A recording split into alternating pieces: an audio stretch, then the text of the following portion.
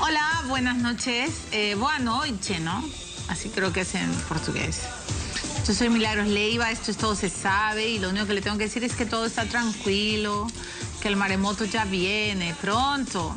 Fiscal Sánchez está en Brasil, no está tomando caipiriñas, ¿ah?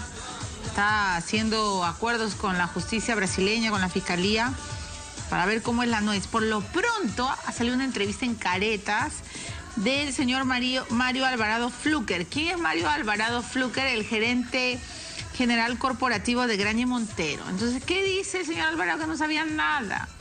Yo estoy tranquilo, yo no sé nada, no sabía de los pagos de los brasileños, no sabía nada, pero entre el 2004 y el 2013 las ventas de la corporación de Graña y Montero pasaron, dice la revista, de 833 millones de soles a, agárrense, a 5.967 millones. Señor Alvarado, ¿usted no sospechó nada? ¿Cómo fue eso? ¿Cómo pasó tan rápido? ¿Cómo creció tanto? ¿No sospechaba de estas adendas muy extrañas? ¿No le parecía algo? ¿No decía cómo me está entrando tanta plata? ¡Qué extraño! ¿Qué le ha parecido este saqueo, señor Alvarado? Cuénteme. Lo estoy llamando y llamando, estoy llamando a Graña y Montero y no me contestan, dicen que lo están pensando, que quizá algún día, quién sabe, cómo no, puedan abrir un espacio en su agenda. Los socios de Odebrecht y de todas las hermanitas brasileñas en el Perú tienen que dar explicaciones a los peruanos. Porque me van a perdonar, pero, uno, pueblo que perdona la corrupción y que permite la impunidad es pueblo atrasado. Porque esa plata es nuestra, es suya, mía, de todos los que pagamos los impuestos. Y entonces Graña y Montero, COSAPI y todas las empresas peruanas nos tienen que dar explicaciones. A ver, los sobornos que se pagaron en el Perú, porque no se pagaron en Sao Paulo, se pagaron aquí. Aquí se dio la plata. Y barata, espero que empiece a cantar, para que el maremoto sea rápido, pase todo pronto, y no sé si se refunde la política, pero sí queden los que tienen que quedar. Aquí hay demasiado vivo que está mirando todo y se está matando de risa. Porque claro, imagino no fue bancarizado, ¿no? Solo los idiotas bancarizan, ¿no es cierto? No, no creo. Solo los decentes bancarizan. Más bien los vivos son los que no bancarizan. Pero a esos vivos tarde o temprano les llega la noche, por si acaso. Todo se sabe al final. Bueno, así que ojalá y de verdad yo lo invoco públicamente a los directivos de Graña y Montero, desde esta humilde tribuna, que por favor vengan y nos den una explicación. ¿En serio? ¿No, en serio? Han dicho que ha sido un error la asociación con Odebrecht. ¿Por qué? Porque por todo lo que ha pasado. ¿No sospecharon nunca? Cuando empezó a surgir Lava-Jato. Lava-Jato no es de ahorita.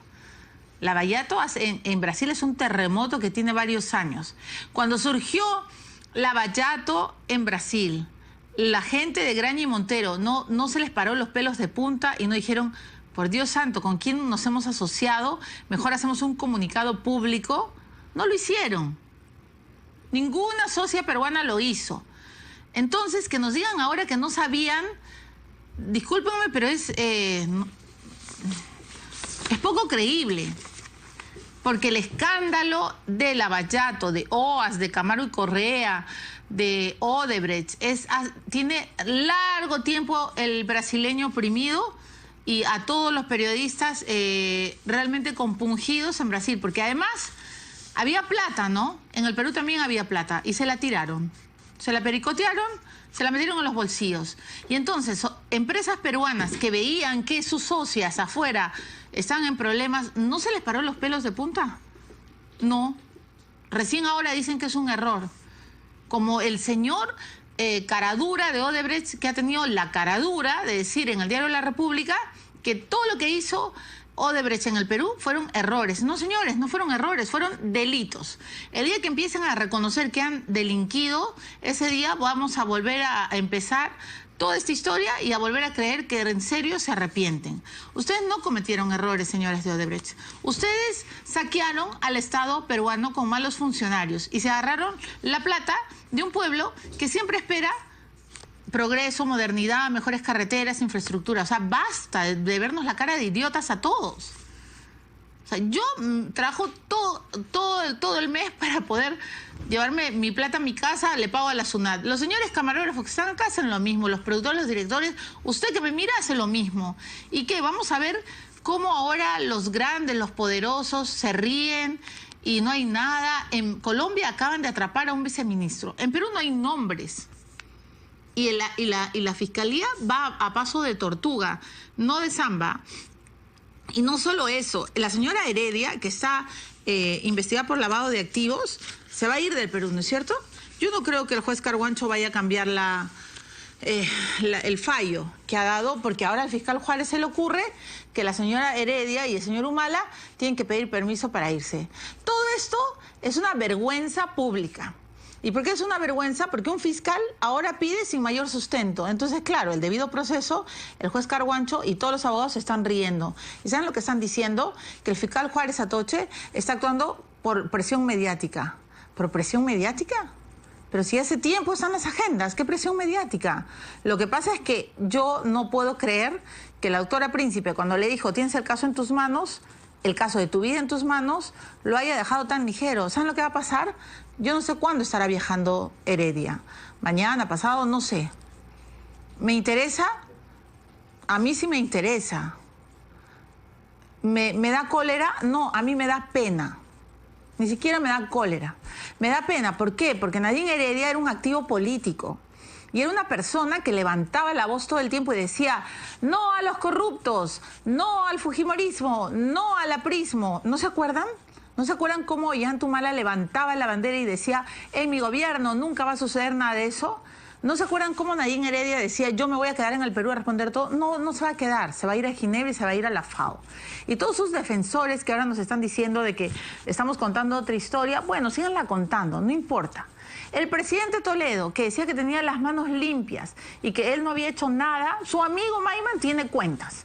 Bueno, toda la gente está molesta, obviamente está molesta, pues. René Cornejo, siempre le digo René Cornejo, pero ahora René Cornejo resulta el de Proinversión, exministro de Humala, que ayer Vitocho ha dicho que ha bailado samba en Brasil cuando era jefe de Proinversión y que seguramente va a ser uno de los más investigados. Luego vamos a hablar de Cornejo. Enrique Cornejo ahora está diciendo, yo no fui, fue TT, pégala, que ella fue, no lo sé ya. Pero lo que sí creemos y sí sabemos es que hay mucha gente sospechosa en la clase política. Y entonces, sí, pues uno se va cansado. Hoy día hablamos con mi productora, con la señora Catalina, y estamos agotados, claro, porque todo el día recibimos también los reclamos de ustedes. Yo entiendo, nos va a faltar vida quizá para investigar todo esto. ¿Hay muchos periodistas que lo están haciendo? Sí, y esto es una unión. ¿Y saben qué pasa? Que todo esto está salpicando. Miren lo que ha pasado con los cuadros de la aprobación del presidente Kuczynski. Yo hoy he invitado a dos analistas, además están levantando la voz de manera muy alta, que es los voy a presentar. Vamos a analizar la caída, la aprobación del presidente Pedro Pablo Kuczynski. Esta es una fuente de Datum Internacional. Vamos a estar con César Campos y con Juan Mendoza. César Campos es periodista y Juan Mendoza es economista. Y ambos han estado escribiendo interesantes columnas sobre lo que está pasando. Miren la caída. Muy bien. En enero la gente aprobaba 45% a PPK. Y la desaprobación, 48%. En diciembre, la desaprobación es 38%. O sea, el bloque rojo, para que no se confunda, es la desaprobación. En diciembre era 38%, ese cuadro está al revés. Lo lamento. La fuente es de Datum y lamento el cuadro que está al revés, yo les voy a ayudar a leerlo. En diciembre la desaprobación era 38%, hoy día en enero es 48%, 10 puntos ha subido. En diciembre la aprobación del presidente era 53%, hoy día es 45%. Nadie, ni siquiera Toledo, que no sabía ni dónde estaba, Toledo no, Ollanta, que no sabía ni dónde estaba parado y que decía, estoy aprendiendo a gobernar, ¿se acuerdan, no? Cuando Humala decía, en los 2 primeros años estoy aprendiendo a gobernar, ¿se acuerdan? Él, en la misma cantidad de tiempo, estaba recontraprobado. Su desaprobación no superaba su aprobación. Ni Toledo, ni García, ni Humala. Esto le está pasando al presidente Kuczynski. ¿Por qué? Ah, bueno, yo creo que también Odebrecht está salpicando todo esto. Por favor, ¿podemos ver la aprobación de Zavala? Del ministro Zavala. Vamos a ver ahí el ministro Fernando Zavala, cómo ha evolucionado. El cuadro también está al revés. Vamos a ver, diciembre, aprobaba 38 y desaprobaba 31. En enero desaprueba 33 y aprueba 38. Muy bien. Nos detenemos acá, creo, Catalina, y luego vamos al análisis de Keiko. Keiko también ha salido jalada. Pero a ver, señor Juan Mendoza, ¿cómo está usted? Bienvenido a Todo Se Sabe. Muchas gracias, Milagros. Un gusto estar acá. Le agradezco su presencia. César Campos, periodista, analista político, también está en Todo Se Sabe. ¿Cómo estás, César? ¿Cómo estás, Milagros? Buenas noches, bienvenido a Todo Se Sabe. ¿Quién empieza? Como quieran. El doctor Mendoza. Caballeros los dos, muy bien. El economista.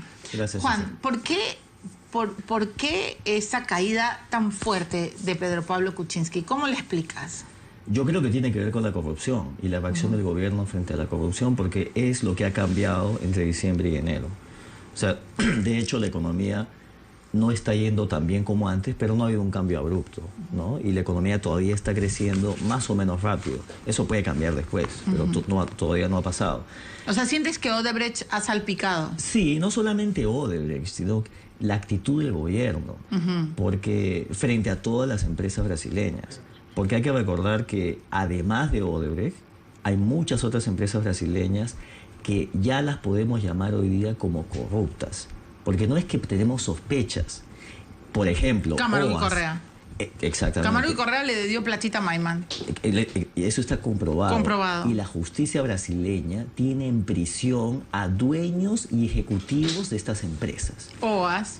Por ejemplo, Marcelo Odebrecht y mucha de las planes ejecutivas de Camargo Correa, Andrade Gutiérrez. Entonces no es solamente eso. Y yo creo que a la persona de a pie le llama enormemente la atención cuando lee que nuestro presidente dice, y recuerda con cariño los proyectos que ha hecho con Odebrecht, se acuerda de sus épocas en el primer gobierno de Belaúnde, segundo gobierno de Belaúnde, perdón, en los años 80, y dice esta frase que es casi para poner en la pared: no todo lo que hizo Odebrecht es corrupto, pero eso no importa. Y como tú decías, esos no son errores, eso es robarle al Perú. Entonces, si tú sabes que hay una empresa que le ha robado a tu país, la actitud no puede ser tan condescendiente y tan tibia. Y uno nota cómo el gobierno va cambiando su posición. Primero pasan en el proyecto más importante que aún tiene Odebrecht en el Perú, porque mientras estamos hablando, todavía tiene el gasoducto del sur, además de otros proyectos, concesiones, peajes, etcétera. Pero en el caso del gasoducto, oye, en lugar de paralizar los ingresos y congelar los activos de la empresa, que es lo que toca, el gobierno parecía empeñado en que Odebrecht venda exactamente lo que quiere Odebrecht. O sea, casi como si Marcelo Odebrecht le hubiera dicho al gobierno del Perú qué hacer. Porque ¿cuál es el plan de Odebrecht en el Perú? ¿Acaso es participar en nuevas licitaciones? No. No. Eso es no vender quiere. sus acciones. Entonces el gobierno nos dice como una gran victoria que le va a prohibir que participe en licitaciones. Pero obviamente... Ese es un saludo a la bandera. Pero además le tiene que prohibir porque nadie lo va a permitir. O sea, no lo vamos a permitir. Que si yo quiera jugar por la selección peruana. Nunca he querido, pero así lo quisiera, ya no podría. Así que es absurdo, esa reacción me parece que es demasiado tibia.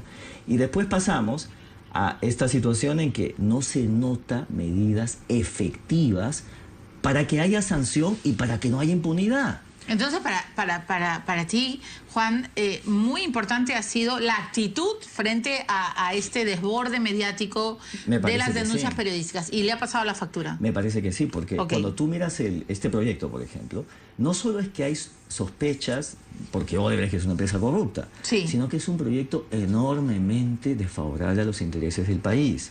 Y esta es una oportunidad dorada, no para que el proyecto siga como sea, sino para renegociarlo o anular el contrato, que regrese al Estado. Por si acaso, si el proyecto regresara al Estado, ¿no? Importante, el Perú le puede liquidar cobrar la carta fianza a Odebrecht, que son 350 millones de dólares. Le podemos cobrar. Eso pasa el 24 de enero si es que Odebrecht no consigue que los bancos le financien. Y ojalá suceda, porque sería lo mejor para el país. Ojalá suceda. Y además, se le debería compensar por parte de lo que ha hecho, pero por supuesto, yo pienso que lo que el Ejecutivo debe hacer es: te voy a pagar una vez que aclare todo el daño que le has hecho a mi país. Exacto. Y probablemente no te voy a dar ni un centavo, porque ese es el trato que se le debe dar a un ladrón. Y esa es la actitud que necesitamos de nuestros gobernantes. Muy bien dicho. A ver, antes de que César Campos hable, yo he olvidado la pregunta, señora productora. Participa en Todo Se Sabe hoy día, a la fecha. ¿Apruebas o desapruebas el gobierno del presidente Kuczynski? Usted también tiene la oportunidad. Nosotros también vamos a hacer nuestro sondeo Todo Se Sabe. ¿Qué piensa usted del gobierno? ¿Lo aprueba o lo desaprueba? Puede participar a partir de este momento. César Campos, ¿compartes la opinión de Juan Mendoza? ¿Crees que parte de estos cuadros es la primera vez que un presidente a 6 meses está desaprobado? Es la primera vez. No pasó con Toledo, no pasó con García. Sí, con Toledo, sí. Con Toledo pasó por sí. El Arequipazo y todo. Bueno, ello, tienes ¿no? razón. A Pero los 2, 6 3 meses, meses, sí. A los 2, 3 meses ya estaba en problema. Tienes razón. Pero y superaba la no, desaprobación a la aprobación. Incluso Urpe Torrado lo destaca. Sí, tienes razón, discúlpame. Exacto. No con García, no con Toledo. No, Perdón, con Humala. Humala, exacto. Y Humala, que además decía que todavía estaba aprendiendo a gobernar. ¿Se acuerdas? 2 años Correcto. se la pasó diciendo que estaba aprendiendo a gobernar. ¿Por qué? ¿Por qué ha bajado tanto el presidente Kuczynski, César? Yo creo que la desaprobación forma parte de una torta. Lo abordado por Juan, evidentemente, es un aspecto importante. Quizás hasta le puedo decir la cereza encima de la torta, pero una torta tiene otros adornos, tiene otros ingredientes. Y creo que aquí contribuye mucho la conducta, y yo me inclino más por ese lado, del propio presidente.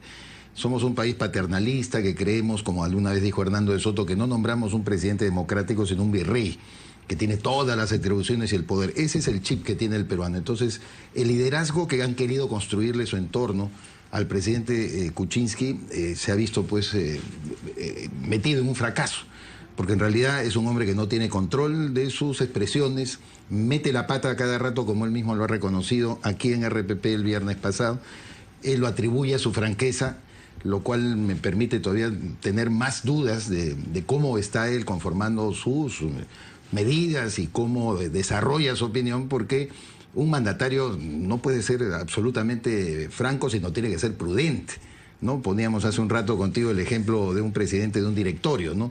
Si yo estoy decidiendo con mi directorio de repente reducir el personal, no voy a hacer una asamblea, decirle, oye, por si acaso en 5 meses te voy a votar, porque ya no me dan más la plata para pagarte.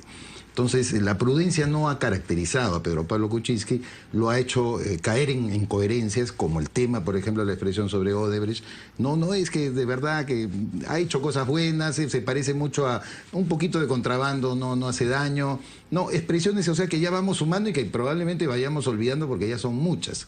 Entonces, creo que el hecho de que incluso la encuesta refleje debilidad del gobierno está muy ligado al tema de un presidente que un día va por acá, por allá, dice una cosa u otra, que no seguía de una pauta, no seguía de algún ordenamiento de sus ideas, porque estoy convencido que sí tiene buenos asesores. Estoy convencido que su gabinete es muy bueno. Si alguien lo quiere llamar de lujo, yo no me atrevería a contradecirlo, porque verdaderamente hay elementos muy buenos.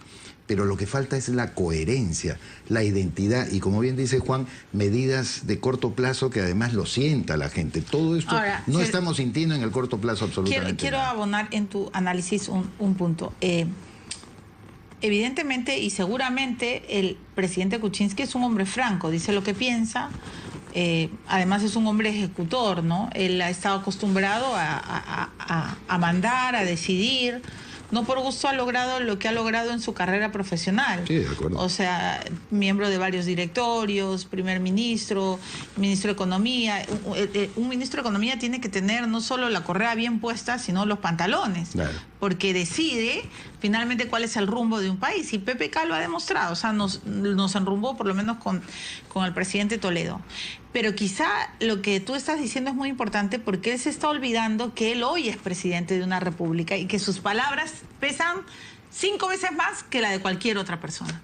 Entonces, yo no sé quién lo esté asesorando, pero la prudencia y el silencio es muy aconsejable en un gobernante. Mira, yo he visto tantos casos de presidentes en el Perú que pueden sujetarse a lo que un asesor le diga. Hasta Humala tenía, digamos, un rigor castrense para poder guiarse de algunas pautas que asesores le podían decir. Él siempre tenía un mensaje político controversial, confrontacional, llámalo como quieras, pero el mensaje político estaba ahí.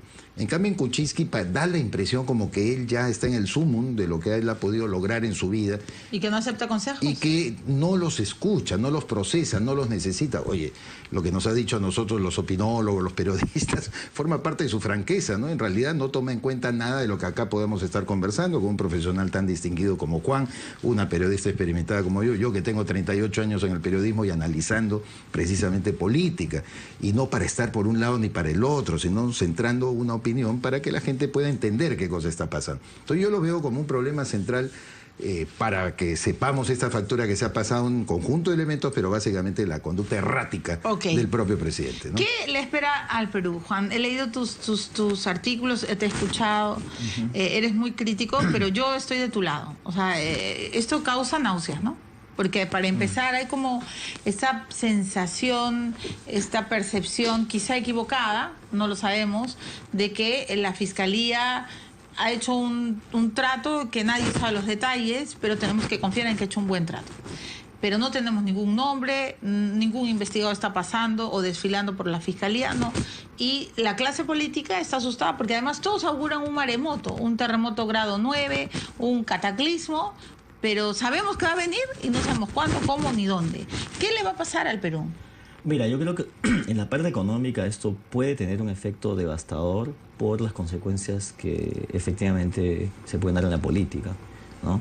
Y si tú miras cómo fue el proceso en Brasil, la negociación en Brasil fue muy distinta.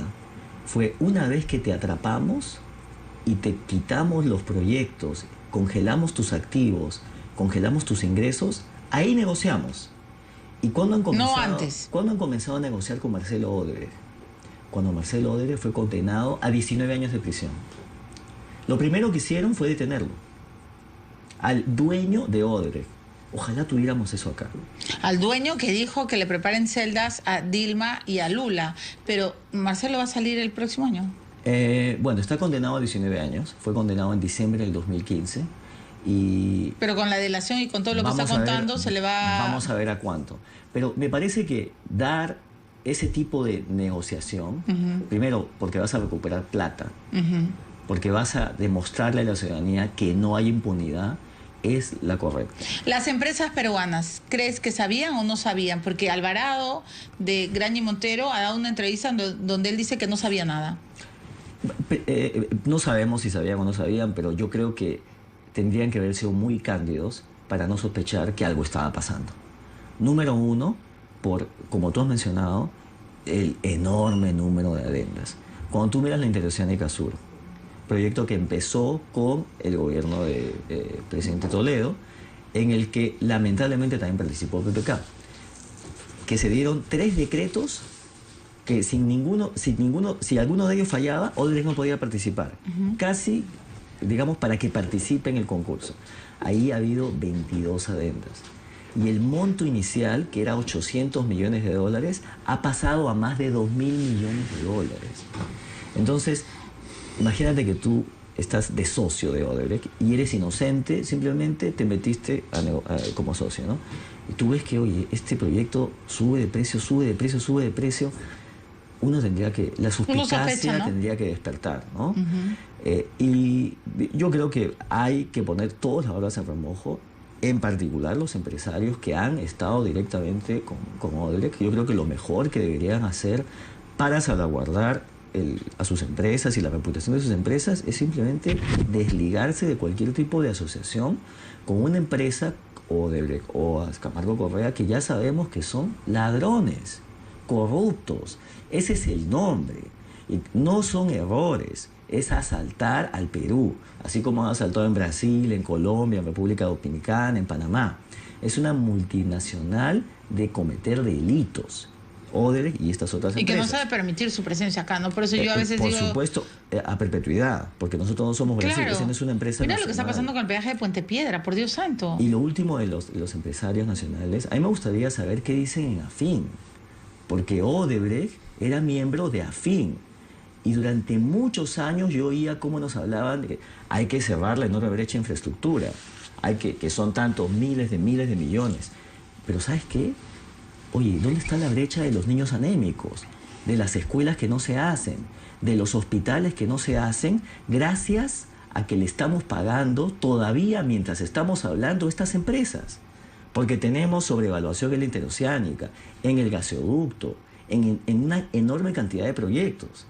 Todavía no sabemos si hay coima, pero por favor. Entonces yo pienso que evidentemente uno es economista, periodista, empresario, pero antes de eso es peruano. Exacto. Tiene que defender a su país. No, si no... ¿Cómo podemos permitir que vengan extranjeros corruptos a robarnos? Yo siento que es como que, ¿sabes quién te ha robado en tu casa? ¿No? Te han robado, te han saqueado y todavía sigue trabajando en tu casa. Por favor. O sea, y lo ves.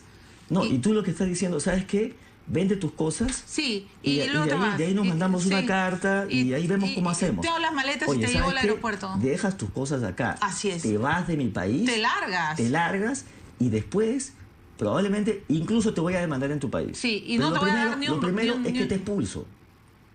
César, no podemos hacer eso porque luego nos van a demandar a nosotros, es muy serio, ¿no es cierto? Meterse con los contratos, mejor hay que quedarnos callados, hay que bajar el tono. No sabes cuánta gente me está llamando a decirme Milagros, baja el tono. Pero yo digo, pero nos han robado.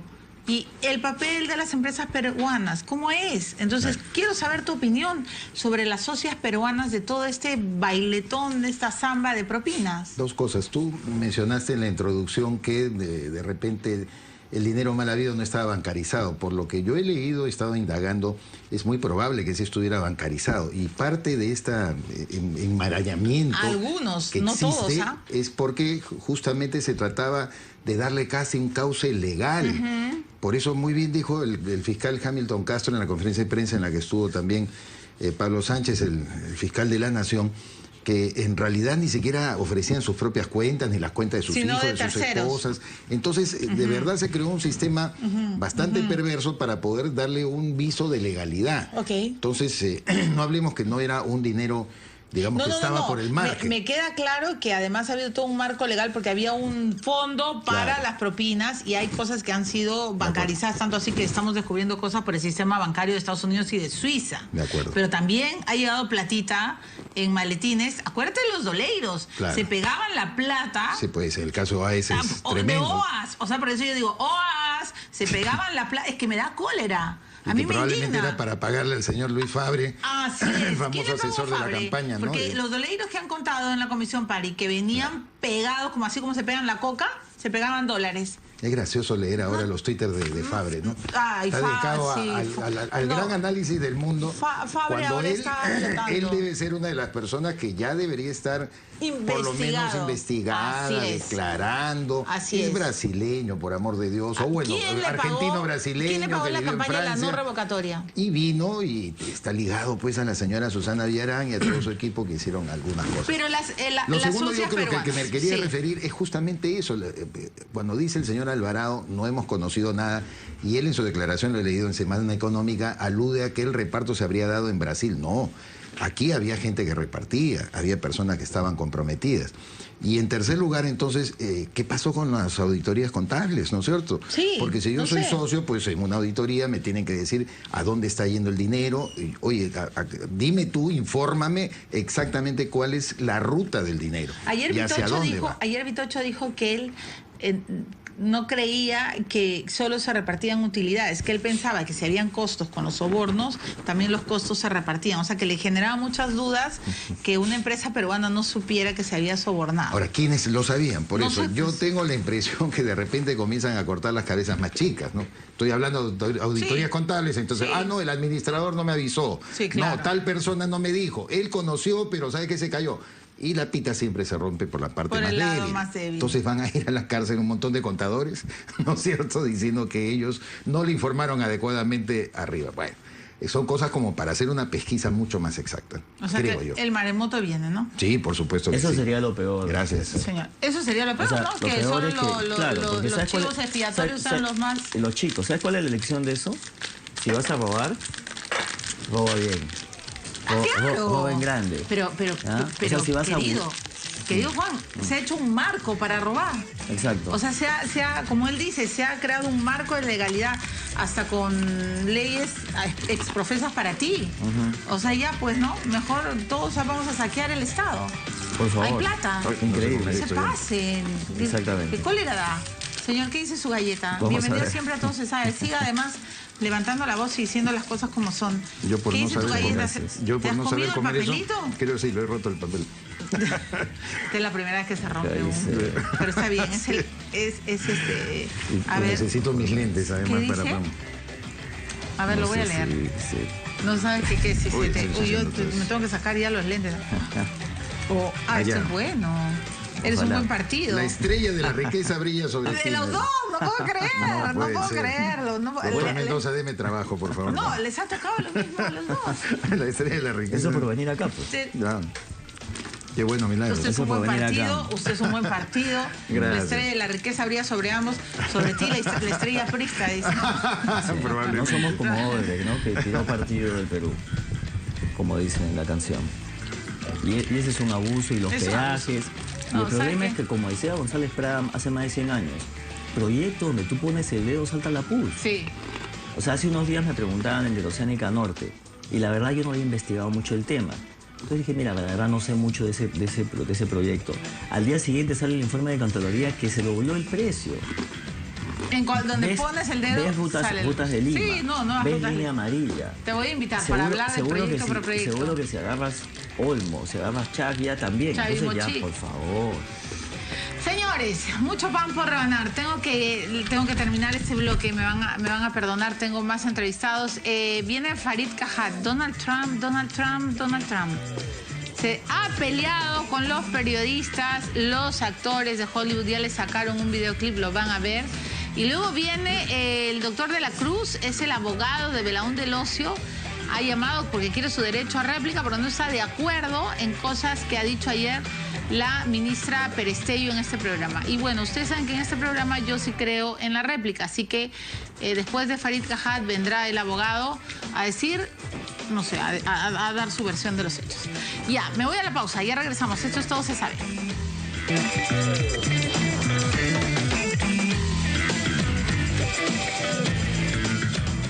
Señores, 21:43, estamos en vivo haciendo Todo se sabe. Tengo que darle la bienvenida a Farid Cajat, que es uno de los analistas internacionales que más respeto y está aquí hoy porque vamos a analizar a Donald Trump, el presidente electo que, Dios mío, ya está diciendo cada cosa. Señor Farid Cajat, ¿cómo está usted? Bienvenido a Todo se sabe. Buenas noches. Aclaro que yo no hago psicoanálisis, que es lo que probablemente se requeriría en este caso.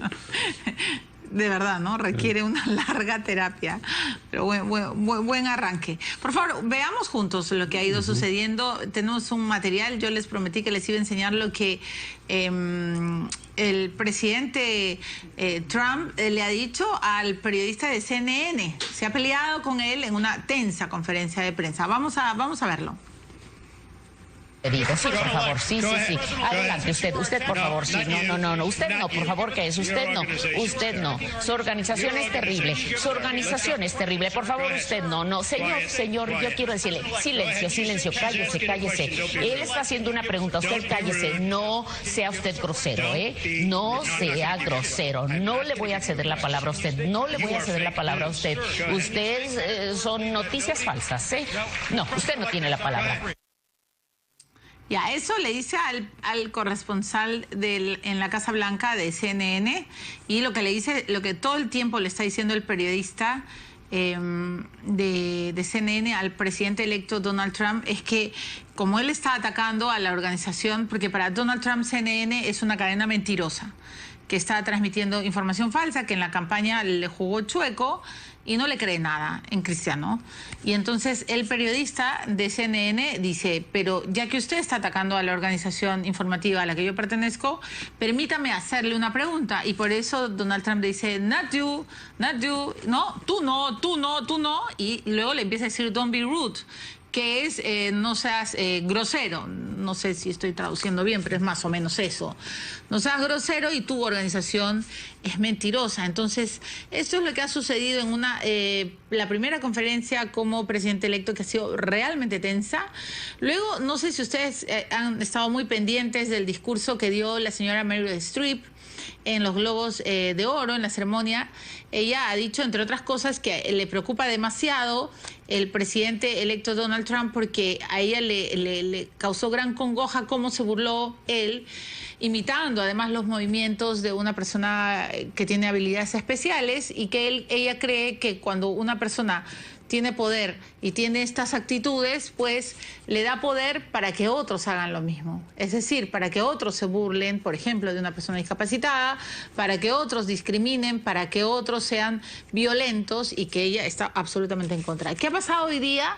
Que hay los artistas de Hollywood se han unido, algunos, y le han mandado un mensaje a Donald Trump, y todo esto quiero que vea Farid Cajat para que nos dé su punto de vista. Veamos entonces el video de los actores. First I was afraid. I was petrified. Kept thinking I could never live without you by my side. But then I spent so many nights Thinking how you did me wrong. And I grew strong.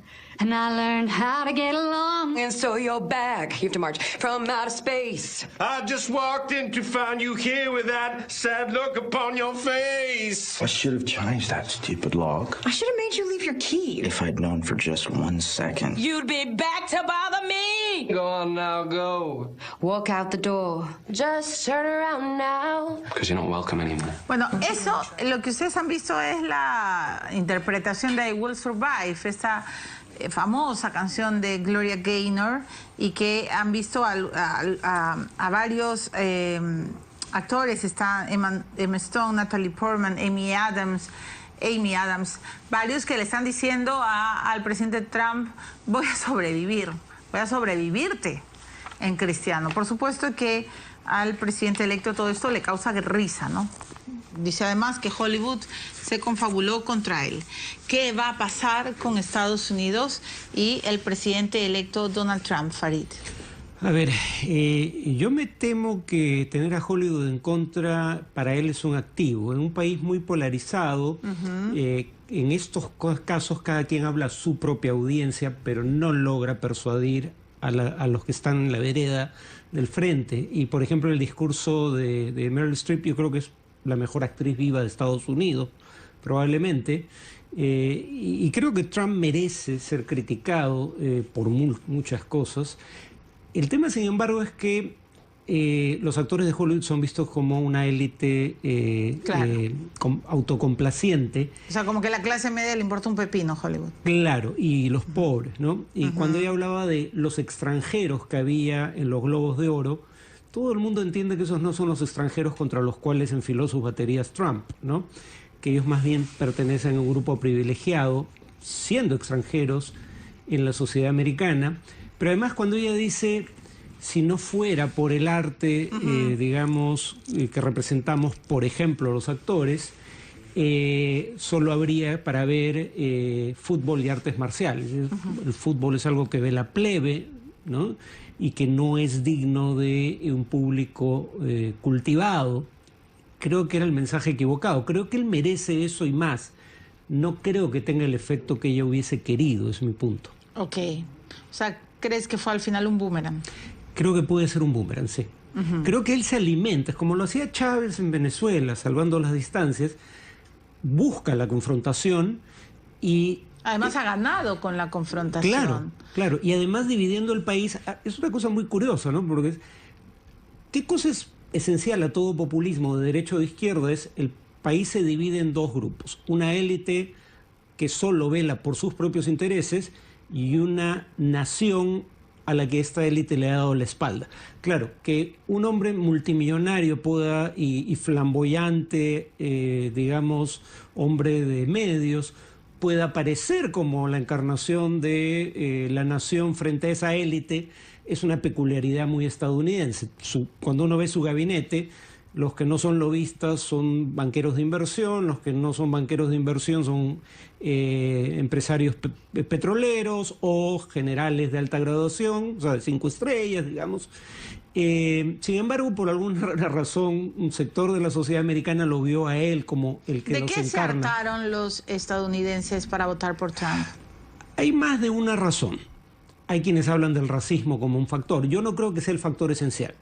Por ejemplo, los blancos no hispanos de mediana edad con bajo nivel educativo son el único grupo en el mundo desarrollado, no solo en Estados Unidos, que ha visto sus tasas de mortalidad aumentar en los últimos años, básicamente porque muchos de ellos o no tienen trabajo ya de manera permanente, son desempleados estructurales o no tienen trabajo con prestaciones y se están suicidando básicamente, o se pegan un tiro o tienen cirrosis por exceso de bebida o sobredosis de drogas legales o ilegales, y ellos ven el mundo de una manera en la que dicen, los afroamericanos por lo menos se reconoce que son un grupo marginal al cual históricamente se le ha hecho mal y se les reivindica.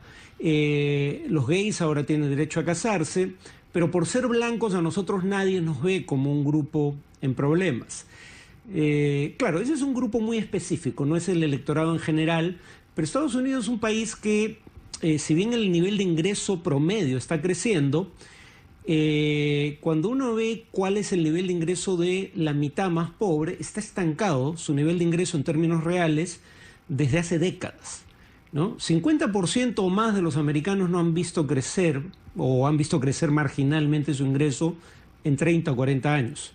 Y eso es algo que se ha dado con gobiernos republicanos y con gobiernos demócratas. Por eso hubo dos outsiders tan potentes en ambos, uno en cada partido, ¿no? Trump en el Partido Republicano y por primera vez en décadas un outsider de izquierda en el Partido Demócrata, Bernie Sanders, ¿no? Claro, qué buen punto el que estás estableciendo.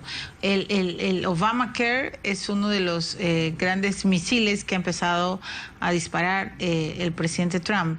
Este sistema de salud, algo está pasando en el estudio, pero no nos preocupemos, tú y yo, sigamos, por favor. Los cubanos resentidos con el acercamiento de Obama a Fidel Castro también tuvo que ver en la victoria. Pero el hecho de que ahora ni los pies secos ni los pies mojados cubanos van a poder, ¿no es cierto?, llegar y tener el carnet de legalidad en Estados Unidos. Pero al margen de estos factores y de estas razones, lo cierto, Farid, es que Donald Trump es el presidente, que ya lo estamos viendo y que mucha gente se anticipa y dice, este hombre realmente va a poder sobrevivir. O sea, ¿va a poder terminar su mandato con este estilo o se va a temperar? Él, como vemos en la conferencia de prensa, no ha cambiado un ápice. No. Los que han proyectado una imagen un poco distinta son sus candidatos a secretarios, que en Estados Unidos serían ministros, pero claro, ellos están buscando la confirmación por parte del Senado. Y no es como en el Perú. En el Perú los ministros o el gabinete requieren voto de confianza para empezar a ejercer, pero además en cualquier momento el gabinete o un ministro individual, como ocurrió con el ministro Saavedra, puede ser interpelado.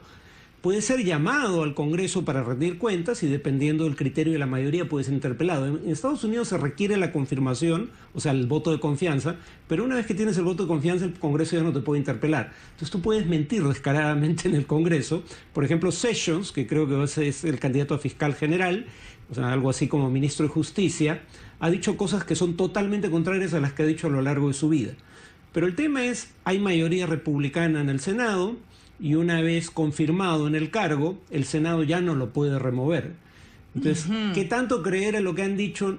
Es discutible, pero en todo caso han dado un mensaje más atemperado que el que da el propio Trump. Por ejemplo, 3 de sus nominados a jefe de la CIA, ministro de Relaciones Exteriores, lo que llaman secretario de Estado, y secretario de Defensa o ministro de Defensa, han dicho que ellos creen que hay que preservar el acuerdo nuclear con Irán.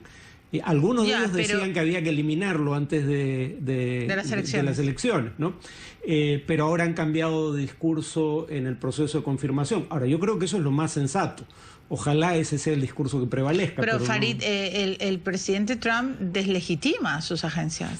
Ha hablado y no cree ni siquiera en la CIA ni en el FBI. O sea, él no cree en nada. Él dice, a ver, para empezar... cree que con él se va a refundar todo porque él es casi Dios, ¿no? Sí. De hecho, nosotros creamos Internet y ahora nos han hackeado hasta los chinos, los rusos, etcétera. Entonces, como que voy a poner el orden. Sí. Y si no, todos serán despedidos. Sí. ¿Cómo? Pero a ver, ha sido el portavoz en campaña de algunos grupos desposeídos, como estos blancos no hispanos, de bajo nivel educativo y por ende baja calificación laboral.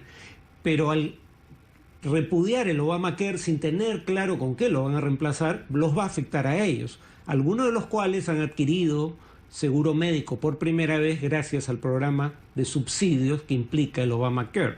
Entonces, una cosa es que no creo que los vaya a representar una vez en el gobierno como pretendió ser su portavoz durante la campaña. En cuanto a la CIA, las cosas que ha dicho en sus propios servicios de inteligencia y de CNN, en este caso particular, CNN ha actuado de manera impecable, en mi opinión particular. CNN recibe una información que dice que los servicios de inteligencia rusos no solo hackearon a los demócratas, también hackearon a los republicanos, cosa que parece razonable. Querían que ganen los republicanos, luego entonces solo revelaron la información de los demócratas, pero tendrían información comprometedora de Trump, de la vida íntima de Trump. Y que tendrían... Íntima y financiera. Exacto. Sí. Su servicio de inteligencia dice que la información, que la fuente de esa información es creíble. Algunos agentes de inteligencia británicos, porque es un ex agente de inteligencia británico el que revela esa información, o el que la recopila, dicen que es una persona seria. Tú recibes eso es de interés público. Las propias agencias de inteligencia del gobierno americano dicen que esa información, que la fuente es confiable, aunque no han verificado la información. CNN no da de conocer ninguno de los detalles de la información porque no la ha verificado en forma independiente, pero revela que esa información existe. Honestamente, yo no veo qué es lo que CNN hizo mal en este caso particular. Pero Trump le tiene bronca a CNN desde la campaña. Pero una persona que acusa a CNN de mentir, que en campaña dijo que Barack Obama, para nombrar solo la mentira más ostensible, no era de Estados Unidos. No era nacido en Estados Unidos y era el fundador del Estado Islámico. Y cuando le dijeron, lo que usted quiere decir es que sus errores ayudaron a que surja y crezca el Estado Islámico, él dice, no, yo dije que él es el fundador personalmente del Estado Islámico. Entonces, él acusando de mentirosos a terceros, francamente, deja mucho que desear, ¿no? Farid, ¿puedes regresar de vez en cuando al programa para hacer análisis de todo lo que pasa en el mundo? Perfecto. Entonces te tomo la palabra. A mí me encanta todos tus análisis y te respeto mucho, señor. Su galleta, por favor. Gracias. Le agradezco. Además, imagino que estás en receso en la universidad, ¿no? Bueno, no hay clases, por lo menos yo no estoy dictando en este momento. Pero siempre estás escribiendo tus artículos. Sí. Claro, está bien. Algo hago. Ahora, si dice que la riqueza brilla sobre tu cabeza, yo me pego un tiro porque sería el tercero de la noche. Tus talentos ocultos serán descubiertos por los demás. Espero que esto no sea cierto. ¿Cuál es tu talento oculto? No sé, eso es lo que tengo. ¿Pero qué otro talento tienes? ¿La música? Diría que el humor, pero mi sentido del humor me ha metido en problemas, así que eso no creo que... Mejor lo dejamos oculto. Pero, ¿y con la música nada? Claro. No interpreto, pero soy cultor de varios géneros, rock fundamentalmente. Quizá por ahí. ¿Quién sabe? Un día podemos hablar de música. Bueno. Perfecto. Muchas gracias, señor. De nada. Cuídate. Ha sido Farid Cajat.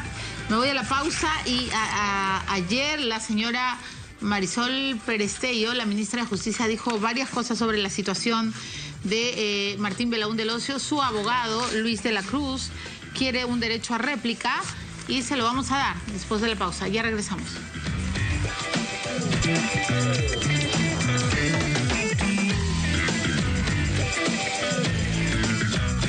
El abogado Luis de la Cruz, abogado de Martín Belaúnde Ocio, está hoy en el programa. Ayer la ministra Marisol Perestello dijo que los congresistas pueden incluso ir a ¿cómo se dice?, cerciorarse, verificar el estado de salud y por qué él permanece en una clínica tantos meses. Ha dicho además que ha sido operado de manera reiterativa y que ahora se supone que su rehabilitación va a durar 6 meses más.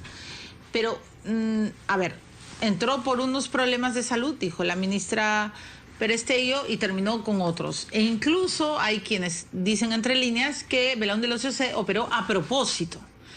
El doctor Luis de la Cruz tiene su derecho a réplica, lo ha pedido. Él ahora me acaba de decir que más que réplica quiere hacer ciertas precisiones. Y por supuesto, en este programa, yo se los he dicho desde el principio, nosotros entrevistamos a todos. Doctor de la Cruz, ¿cómo está? Buenas noches, bienvenido. Buenas noches, muchas gracias. Primero quiero preguntarle algo antes de empezar. ¿Usted desde cuándo es abogado de Belaúnde Locio? Porque yo tenía entendido que era el doctor Canevaro, abogado de Belaúnde Locio. También hacemos defensa compartida. Ah, ¿cuándo entró usted a defenderlo? Más o menos en mayo del año pasado. Ah, ya. O sea, son los dos quienes. Así Muy es. bien. Dígame una cosa, ¿qué tiene Belaúnde Locio? Belaúnde Locio principalmente tiene dos problemas. Un problema cardiovascular y un problema en la columna, del cual ha sido operado. Le han hecho le han sacado un disco, le han puesto un implante discal y le han puesto un implante, una prótesis de titanio en la columna, lo cual no es poca cosa, y acá podemos ver la radiografía en la cual usted puede apreciar a la trasluz, se ve lo que el señor, lo que tiene en la columna, lo que le han puesto. Entonces su estado es sumamente delicado, ¿no? ¿Qué? ¿Esto es el titanio? Claro, todo es la prótesis de titanio. ¿Y esto cuándo le han puesto? Hace un mes más o menos lo han operado. Hace un mes. Pero ya lo habían operado 3 veces. ¿Por qué tantas veces? O sea, ¿que es piña o se opera a propósito? No, es una operación delicada y no necesariamente el hecho de que tenga complicaciones no quiere decir que la operación no sea exitosa, ¿no? Es una complicación. Pero doctor de la Cruz, ayer la ministra Perestello dijo que, a ver, en 6 días él ya se había recuperado de todos sus males, porque ingresó con varios problemas de salud, ¿no es cierto? Por primera vez a esta clínica, se me ve el nombre de esta clínica, la Inca, y que básicamente entró con problemas cardiovasculares. No tengo entendido que esta clínica es cardiovascular. Ya, ¿no es cierto? Coronaria. Es correcto. Especialista en el corazón. Bueno, lo que dijo ayer la ministra Perestello es que él entró con varios problemas, incluido problemas de depresión, muchos problemas, y que ya se había recuperado y que faltaban 6 días para regresar al penal, y en el 5º él se operó. Y que claro, o sea, no lo ha dicho, pero está la sospecha, o entre líneas, que se operó a propósito. Eso no es correcto. O sea, lo que dijo la ministra eran que eran males menores. O sea, él entró y está en la historia clínica por un dolor en el pecho y dolores de cabeza.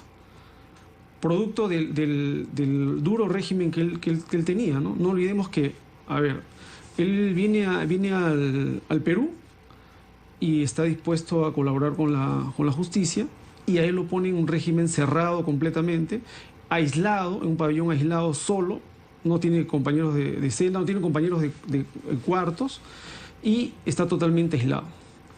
Entonces, ¿Cuántas horas de patio tenía? Al principio ninguna, y después tuvo 2 horas.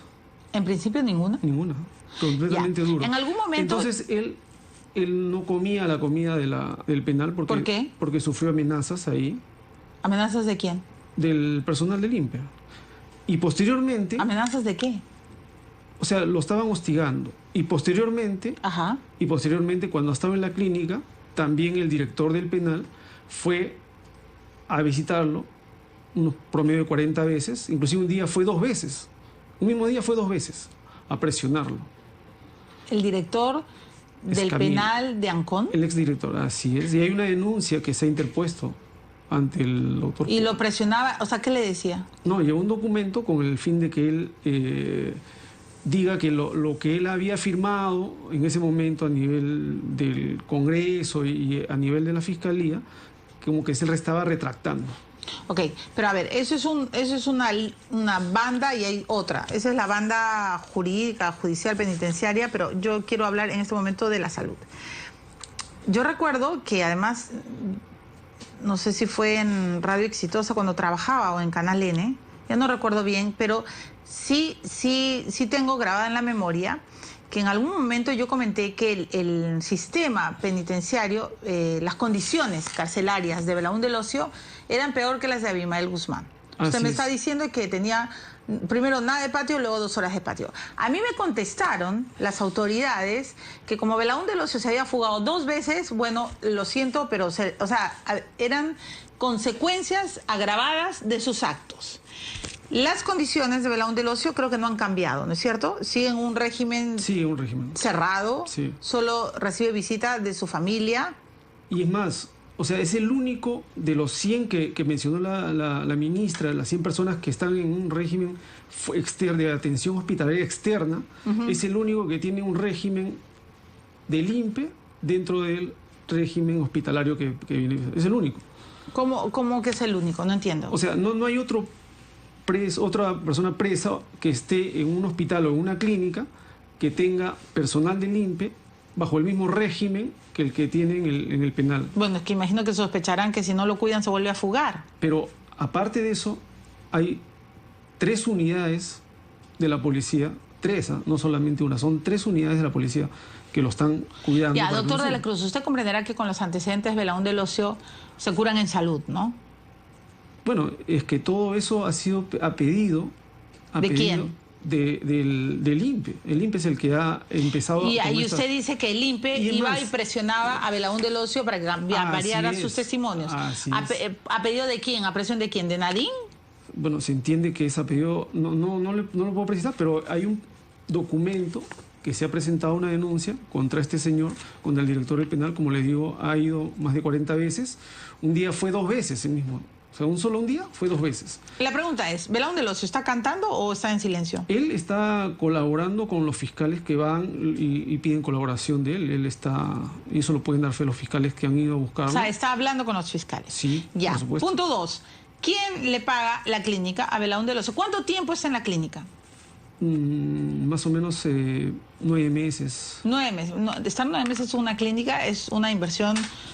Bueno, no sé cuánto le estará sumando, pero es caro, ¿no? ¿Quién le está pagando? Lo que tengo entendido es que él goza de un seguro, ¿no? Y lo está cubriendo el seguro. ¿Con un seguro médico? Seguro médico. Muy bien.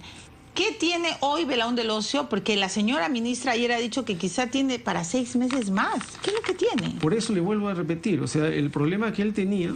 Y le han hecho le han sacado un disco, le han reemplazado el disco con una prótesis y le han puesto una prótesis de titanio, en la cual es una operación sumamente delicada y tiene un proceso de rehabilitación de por lo menos 6 meses, porque él ha estado postrado en la cama varios meses, no podía caminar. ¿Hoy puede caminar? No puede caminar. ¿Belaúnde del Ocio no camina? No camina, meses. Y eso, lo vuelvo a repetir, eso está corroborado porque ha habido más o menos más de 14 juntas médicas, han pasado más de 60 médicos de instituciones públicas que han corroborado eso en las diferentes juntas. Entonces, o sea, Belaúnde del Ocio está postrado y tiene para 6 meses más. Eso es lo que usted nos está diciendo. Aproximadamente lo que están recomendando los médicos, ¿no? Ok. ¿Belaúnde del Ocio es o no colaborador eficaz? No le puedo decir eso. ¿Por qué? ¿Por qué? Porque primero por secreto profesional y 2 porque hay una prohibición, ¿no? Es como que a los periodistas le digan quién es su fuente, entonces es una cosa similar. De acuerdo. Hay varias cosas que nos dicen a los periodistas que no podemos contar.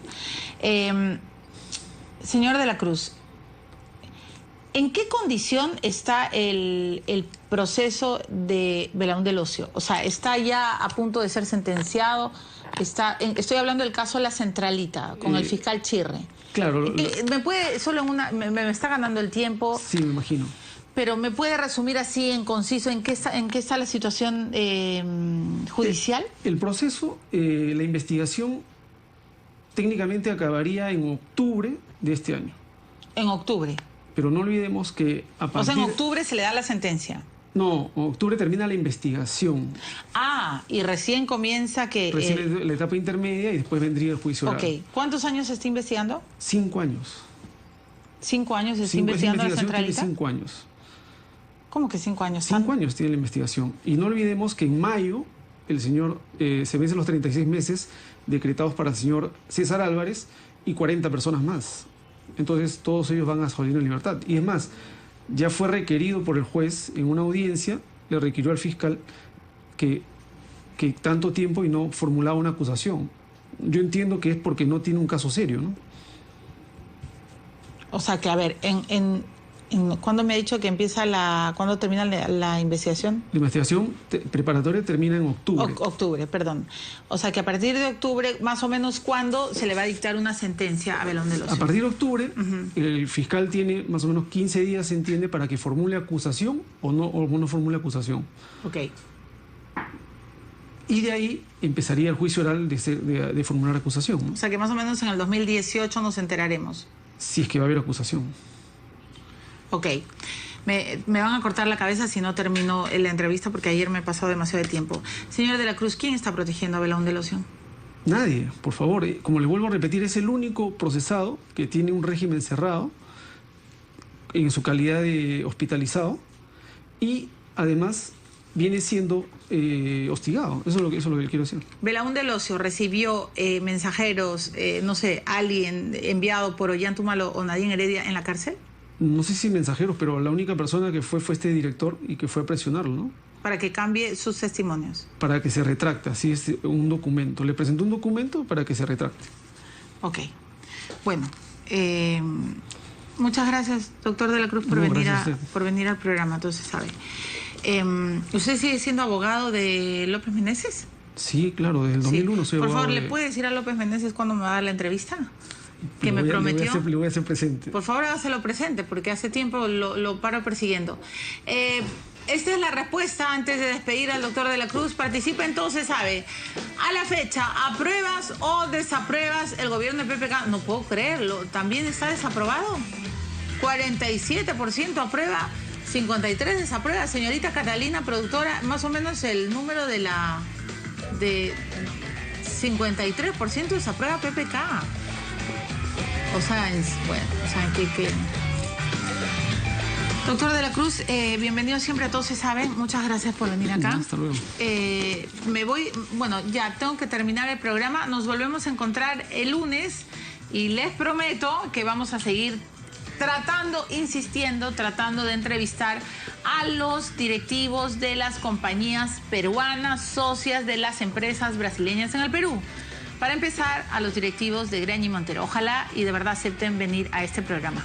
Que estén bien, buen fin de semana.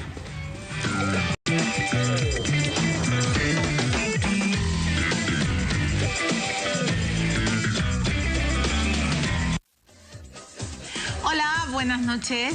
Boa noite, ¿no? Así creo que es en portugués. Yo soy Milagros Leiva, esto es Todo Se Sabe y lo único que le tengo que decir es que todo está tranquilo, que el maremoto ya viene pronto. Fiscal Sánchez está en Brasil, no está tomando caipiriñas, ¿ah? Está haciendo acuerdos con la justicia brasileña, con la fiscalía, para ver cómo es la nuez. Por lo pronto ha salido una entrevista en Caretas del señor Mario Alvarado Flucker. ¿Quién es Mario Alvarado Flucker? El gerente general corporativo de Graña y Montero. Entonces, ¿qué dice el señor Alvarado? Que no sabía nada. Yo estoy tranquilo, yo no sé nada, no sabía de los pagos de los brasileños, no sabía nada, pero entre el 2004 y el 2013 las ventas de la corporación de Graña y Montero pasaron, dice la revista, de 833 millones de soles a, agárrense, a 5.967 millones. Señor Alvarado, ¿usted no sospechó nada? ¿Cómo fue eso? ¿Cómo pasó tan rápido? ¿Cómo creció tanto? ¿No sospechaba de estas adendas muy extrañas? ¿No le parecía algo? ¿No decía cómo me está entrando tanta plata? ¡Qué extraño! ¿Qué le ha parecido este saqueo, señor Alvarado? Cuénteme. Lo estoy llamando y llamando, estoy llamando a Graña y Montero y no me contestan, dicen que lo están pensando, que quizá algún día, quién sabe, cómo no, puedan abrir un espacio en su agenda. Los socios de Odebrecht y de todas las hermanitas brasileñas en el Perú tienen que dar explicaciones a los peruanos. Porque me van a perdonar, pero, uno, pueblo que perdona la corrupción y que permite la impunidad es pueblo atrasado. porque esa plata es nuestra, es suya, mía, de todos los que pagamos los impuestos. Y entonces Graña y Montero, COSAPI y todas las empresas peruanas nos tienen que dar explicaciones. A ver, los sobornos que se pagaron en el Perú, porque no se pagaron en Sao Paulo, se pagaron aquí se dio la plata.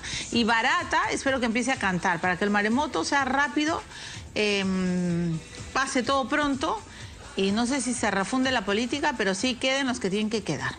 Aquí hay demasiado vivo que está mirando todo y se está matando de risa. Porque claro, imagino no fue bancarizado, ¿no? Solo los idiotas bancarizan, ¿no es cierto? No, no creo. Solo los decentes bancarizan.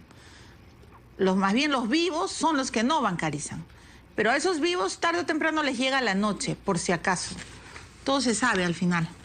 Bueno, así que ojalá y de verdad yo lo invoco públicamente a los directivos de Graña y Montero, desde esta humilde tribuna, que por favor vengan y nos den una explicación. ¿En serio? ¿No, en serio? Han dicho que ha sido un error la asociación con Odebrecht. ¿Por qué? Porque por todo lo que ha pasado. ¿No sospecharon nunca?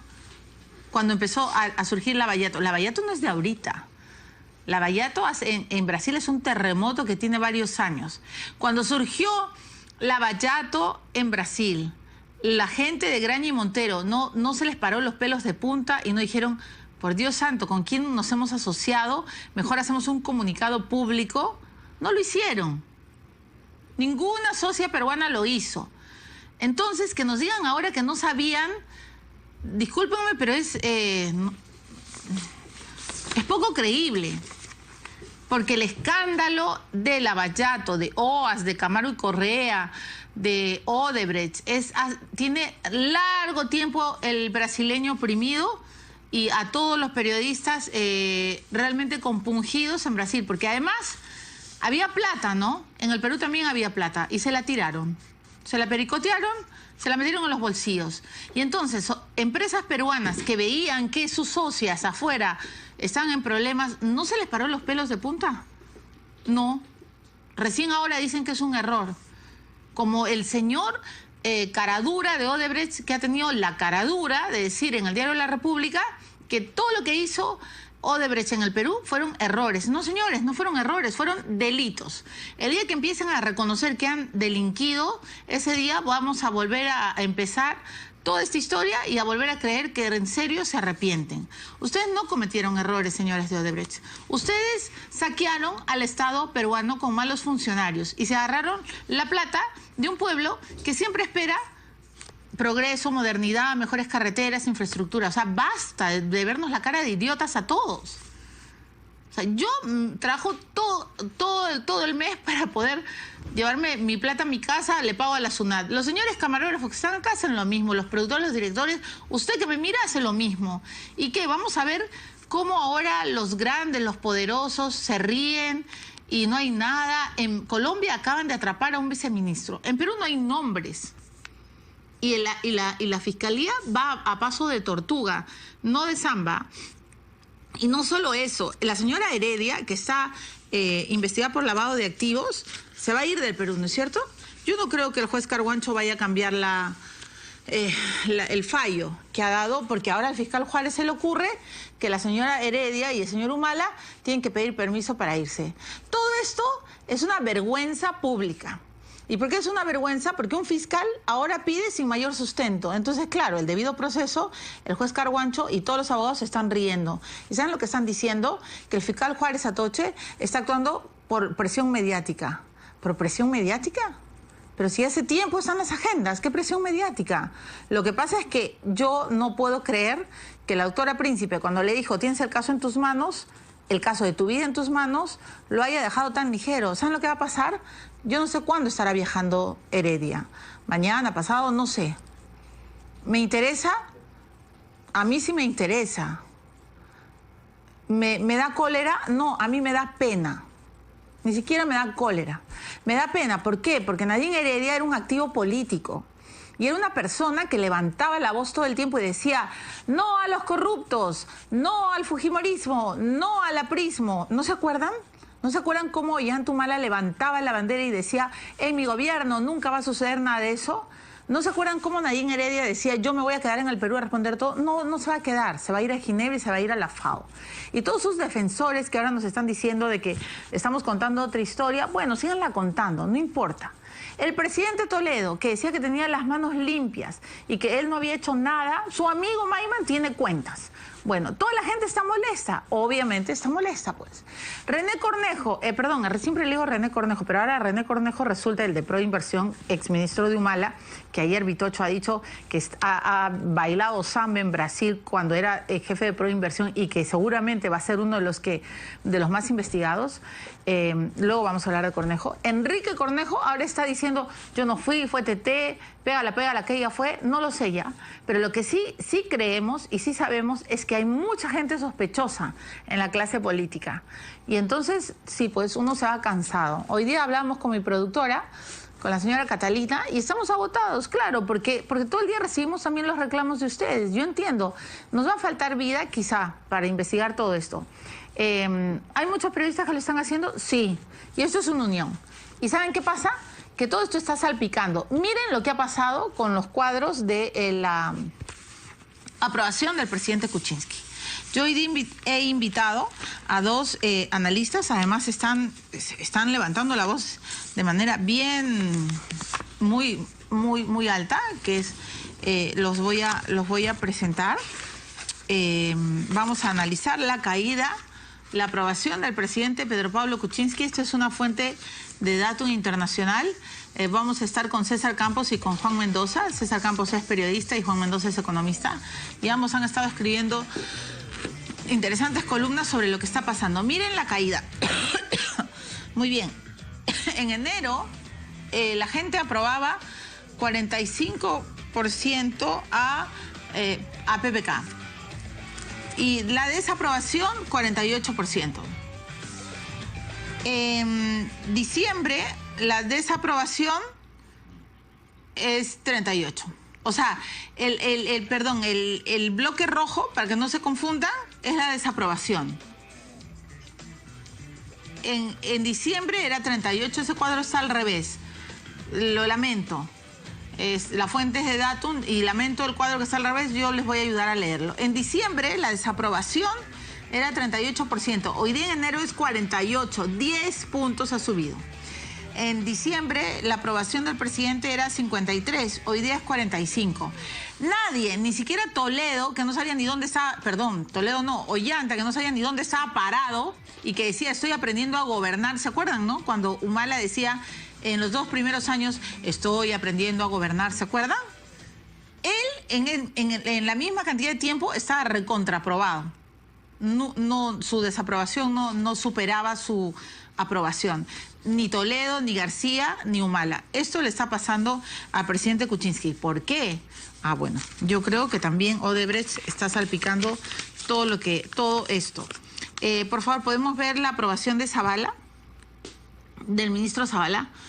Vamos a ver ahí el ministro Fernando Zavala, cómo ha evolucionado. El cuadro también está al revés. Vamos a ver, diciembre aprobaba 38 y desaprobaba 31. En enero desaprueba 33 y aprueba 38. Muy bien. Nos detenemos acá, creo, Catalina, y luego vamos al análisis de Keiko. Keiko también ha salido jalada. Pero a ver, señor Juan Mendoza, ¿cómo está usted? Bienvenido a Todo Se Sabe. Muchas gracias, Milagros. Un gusto estar acá. Le agradezco su presencia. César Campos, periodista, analista político, también está en Todo Se Sabe. ¿Cómo estás, César? ¿Cómo estás, Milagros? Buenas noches, bienvenido a Todo Se Sabe. ¿Quién empieza? Como quieran. El doctor Mendoza. Caballeros los dos, muy bien. El economista. Gracias, Juan, César. ¿por qué esa caída tan fuerte de Pedro Pablo Kuczynski? ¿Cómo le explicas? Yo creo que tiene que ver con la corrupción y la reacción del gobierno frente a la corrupción, porque es lo que ha cambiado entre diciembre y enero. O sea, de hecho, la economía no está yendo tan bien como antes, pero no ha habido un cambio abrupto, ¿no? Y la economía todavía está creciendo más o menos rápido. Eso puede cambiar después, pero todavía no ha pasado. O sea, ¿sientes que Odebrecht ha salpicado? Sí, no solamente Odebrecht, sino la actitud del gobierno, porque frente a todas las empresas brasileñas. Porque hay que recordar que además de Odebrecht, hay muchas otras empresas brasileñas que ya las podemos llamar hoy día como corruptas, porque no es que tenemos sospechas. Por ejemplo, Camargo y OAS, Correa. Exactamente. Camargo y Correa le dio platita a Maiman. Eso está comprobado. Comprobado. Y la justicia brasileña tiene en prisión a dueños y ejecutivos de estas empresas. OAS. Por ejemplo, Marcelo Odebrecht y mucha de las planes ejecutivas de Camargo Correa, Andrade Gutiérrez. Entonces no es solamente eso. Y yo creo que a la persona de a pie le llama enormemente la atención cuando lee que nuestro presidente dice, y recuerda con cariño los proyectos que ha hecho con Odebrecht, se acuerda de sus épocas en el primer gobierno de Belaúnde, segundo gobierno de Belaúnde, perdón, en los años 80, y dice esta frase que es casi para poner en la pared: no todo lo que hizo Odebrecht es corrupto, pero eso no importa. Y como tú decías, esos no son errores, eso es robarle al Perú. Entonces, si tú sabes que hay una empresa que le ha robado a tu país, la actitud no puede ser tan condescendiente y tan tibia. Y uno nota cómo el gobierno va cambiando su posición. Primero pasan en el proyecto más importante que aún tiene Odebrecht en el Perú, porque mientras estamos hablando, todavía tiene el gasoducto del sur, además de otros proyectos, concesiones, peajes, etcétera. Pero en el caso del gasoducto, oye, en lugar de paralizar los ingresos y congelar los activos de la empresa, que es lo que toca, el gobierno parecía empeñado en que Odebrecht venda exactamente lo que quiere Odebrecht. O sea, casi como si Marcelo Odebrecht le hubiera dicho al gobierno del Perú qué hacer. Porque ¿cuál es el plan de Odebrecht en el Perú? ¿Acaso es participar en nuevas licitaciones? No. No. Eso es no vender quiere. sus acciones. Entonces el gobierno nos dice como una gran victoria que le va a prohibir que participe en licitaciones. Pero obviamente... Ese es un saludo a la bandera. Pero además le tiene que prohibir porque nadie lo va a permitir. O sea, no lo vamos a permitir. Que si yo quiera jugar por la selección peruana. Nunca he querido, pero así lo quisiera, ya no podría. Así que es absurdo, esa reacción me parece que es demasiado tibia. Y después pasamos a esta situación en que no se nota medidas efectivas para que haya sanción y para que no haya impunidad. Entonces, para ti, Juan, muy importante ha sido la actitud frente a este desborde mediático de las denuncias periodísticas. ¿Y le ha pasado la factura? Me parece que sí, porque cuando tú miras este proyecto, por ejemplo, no solo es que hay sospechas, porque Odebrecht es una empresa corrupta, sino que es un proyecto enormemente desfavorable a los intereses del país. Y esta es una oportunidad dorada, no para que el proyecto siga como sea, sino para renegociarlo o anular el contrato, que regrese al Estado. Por si acaso, si el proyecto regresara al Estado, ¿no? Importante, el Perú le puede liquidar, cobrar la carta fianza a Odebrecht, que son 350 millones de dólares. ¿Le podemos cobrar? Eso pasa el 24 de enero si es que Odebrecht no consigue que los bancos le financien. Y ojalá suceda, porque sería lo mejor para el país. Ojalá suceda. Y además, se le debería compensar por parte de lo que ha hecho.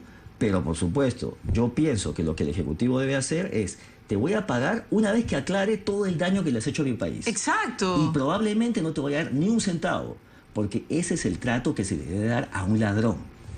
Y esa es la actitud que necesitamos de nuestros gobernantes. Muy bien dicho. A ver, antes de que César Campos hable, yo he olvidado la pregunta, señora productora. Participa en Todo Se Sabe hoy día, a la fecha. ¿Apruebas o desapruebas el gobierno del presidente Kuczynski? Usted también tiene la oportunidad. Nosotros también vamos a hacer nuestro sondeo Todo Se Sabe. ¿Qué piensa usted del gobierno? ¿Lo aprueba o lo desaprueba? Puede participar a partir de este momento. César Campos, ¿compartes la opinión de Juan Mendoza? ¿Crees que parte de estos cuadros es la primera vez que un presidente a 6 meses está desaprobado? Es la primera vez. No pasó con Toledo, no pasó con García. Sí, con Toledo, sí. Con Toledo pasó por el Arequipazo y todo. Bueno, ello, tienes ¿no? razón. A los 2, 3 meses, sí. A los 2, 3 meses ya estaba en problema. Tienes razón. Pero y superaba la desaprobación a la aprobación. Incluso Urpe Torrado lo destaca. Sí, tienes razón, discúlpame. Exacto. No con García, no con Toledo. No, perdón, con Humala. Humala, exacto. Y Humala, que además decía que todavía estaba aprendiendo a gobernar. ¿Se acuerdas? 2 años se la pasó diciendo que estaba aprendiendo a gobernar. ¿Por qué? ¿Por qué ha bajado tanto el presidente Kuczynski, César? Yo creo que la desaprobación forma parte de una torta. Lo abordado por Juan evidentemente es un aspecto importante. Quizás hasta le puedo decir la cereza encima de la torta, pero una torta tiene otros adornos, tiene otros ingredientes.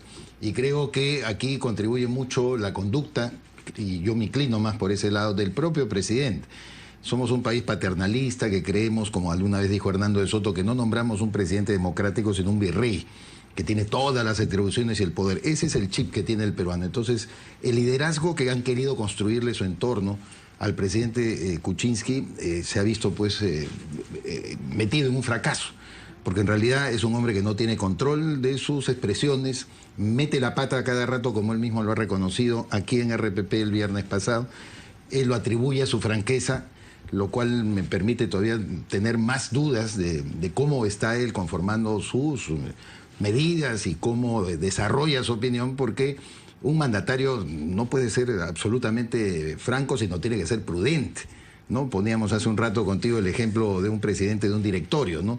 Si yo estoy decidiendo con mi directorio de repente reducir el personal, no voy a hacer una asamblea de decirle, oye, por si acaso en 5 meses te voy a votar, porque ya no me dan más la plata para pagarte.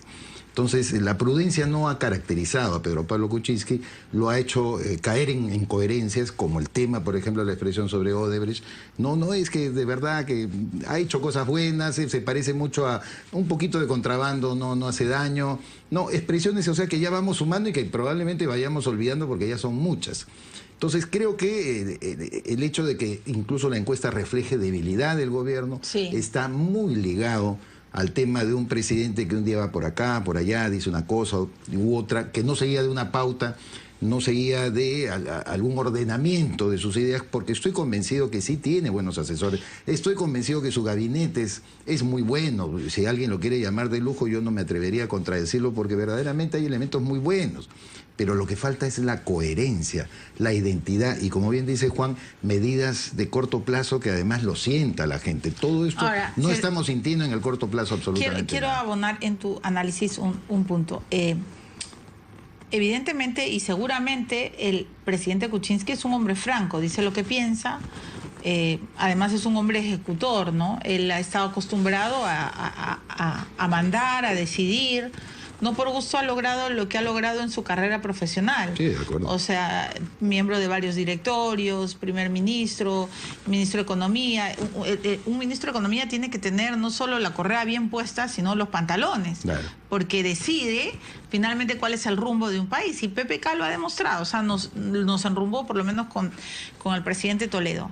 Pero quizá lo que tú estás diciendo es muy importante, porque él se está olvidando que él hoy es presidente de una república y que sus palabras pesan 5 veces más que la de cualquier otra persona.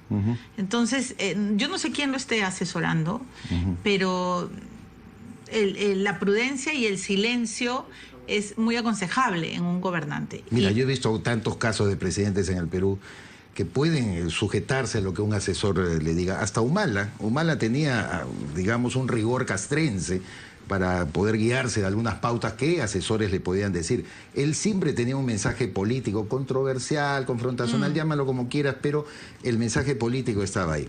En cambio, en Kuczynski da la impresión como que él ya está en el sumum de lo que él ha podido lograr en su vida. Y que no acepta consejos. Y que no los escucha, no los procesa, no los necesita. Oye, lo que nos ha dicho a nosotros los opinólogos, los periodistas, forma parte de su franqueza, ¿no? En realidad no toma en cuenta nada de lo que acá podemos estar conversando con un profesional tan distinguido como Juan, una periodista experimentada como yo que tengo 38 años en el periodismo y analizando precisamente política. Y no para estar por un lado ni para el otro, sino centrando una opinión para que la gente pueda entender qué cosa está pasando. Entonces yo lo veo como un problema central para que sepamos esta factura que se ha pasado, un conjunto de elementos, pero básicamente la conducta errática del propio presidente, ¿no? ¿Qué le espera al Perú, Juan? He leído tus artículos, te he escuchado, eres muy crítico, pero yo estoy de tu lado. O sea, esto causa náuseas, ¿no? Porque para empezar hay como esta sensación, esta percepción quizá equivocada, no lo sabemos, de que la Fiscalía ha hecho un trato que nadie sabe los detalles, pero tenemos que confiar en que ha hecho un buen trato. Pero no tenemos ningún nombre, ningún investigado está pasando o desfilando por la Fiscalía, no. Y la clase política está asustada porque además todos auguran un maremoto, un terremoto grado 9, un cataclismo, pero sabemos que va a venir y no sabemos cuándo, cómo ni dónde. ¿Qué le va a pasar al Perú? Mira, yo creo que en la parte económica esto puede tener un efecto devastador por las consecuencias que efectivamente se pueden dar en la política, ¿no? Y si tú miras cómo fue el proceso en Brasil, La negociación en Brasil fue muy distinta. Fue una vez que te atrapamos y te quitamos los proyectos, congelamos tus activos, congelamos tus ingresos, ahí negociamos.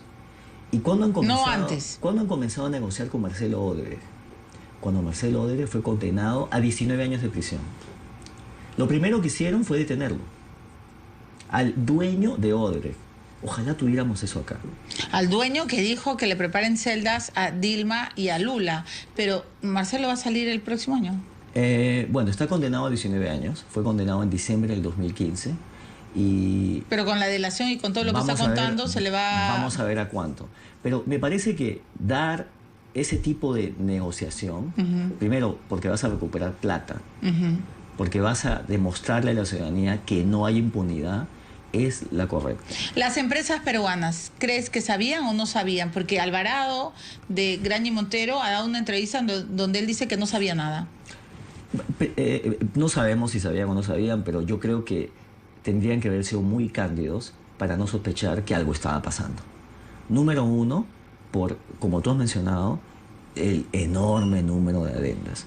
Cuando tú miras la Interoceánica Sur, proyecto que empezó con el gobierno del presidente Toledo, en el que lamentablemente también participó PPK, que se dieron 3 decretos que si alguno de ellos fallaba, Odebrecht no podía participar. Casi, digamos, para que participe en el concurso. Ahí ha habido 22 adendas. Y el monto inicial, que era 800 millones de dólares, ha pasado a más de 2.000 millones de dólares. Entonces, imagínate que tú estás de socio de Odebrecht y eres inocente, simplemente te metiste como socio, ¿no? Y tú ves que, oye, este proyecto sube de precio, sube de precio, sube de precio. Uno tendría que, la suspicacia, ¿no? Tendría que despertar, ¿no? Y yo creo que hay que poner todas las balas en remojo, en particular los empresarios que han estado directamente con Odebrecht. Yo creo que lo mejor que deberían hacer para salvaguardar a sus empresas y la reputación de sus empresas es simplemente desligarse de cualquier tipo de asociación con una empresa Odebrecht o Camargo Correa, que ya sabemos que son ladrones, corruptos. Ese es el nombre. Y no son errores, es asaltar al Perú, así como han asaltado en Brasil, en Colombia, en República Dominicana, en Panamá. Es una multinacional de cometer delitos.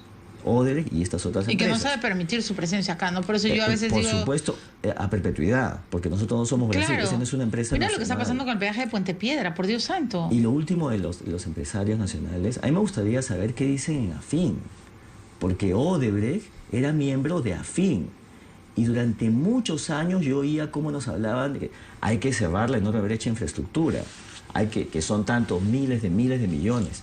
Pero ¿sabes qué? Oye, ¿dónde está la brecha de los niños anémicos? De las escuelas que no se hacen, de los hospitales que no se hacen, gracias a que le estamos pagando todavía mientras estamos hablando de estas empresas. Porque tenemos sobrevaluación en la interoceánica, en el gasoducto, en una enorme cantidad de proyectos.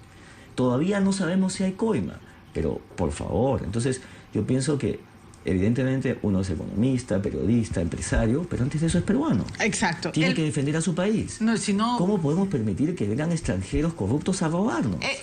Yo siento que es como que sabes quién te ha robado en tu casa, ¿no? Te han robado, te han saqueado y todavía sigue trabajando en tu casa. Por favor. O sea, y lo ves.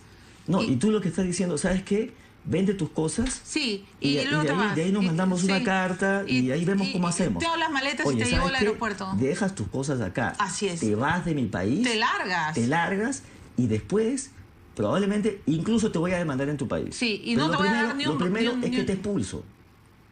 César, no podemos hacer eso porque luego nos van a demandar a nosotros, es muy serio, ¿no es cierto? Meterse con los contratos, mejor hay que quedarnos callados, hay que bajar el tono. No sabes cuánta gente me está llamando a decirme milagros, baja el tono. Pero yo digo, pero nos han robado. Y el papel de las empresas peruanas, ¿cómo es? Entonces, quiero saber tu opinión sobre las socias peruanas de todo este bailetón, de esta zamba de propinas. Dos cosas. Tú mencionaste en la introducción que de repente el dinero mal habido no estaba bancarizado. Por lo que yo he leído, he estado indagando, es muy probable que sí estuviera bancarizado. Y parte de este enmarañamiento algunos, que no existe, todos, es porque justamente se trataba de darle casi un cauce legal.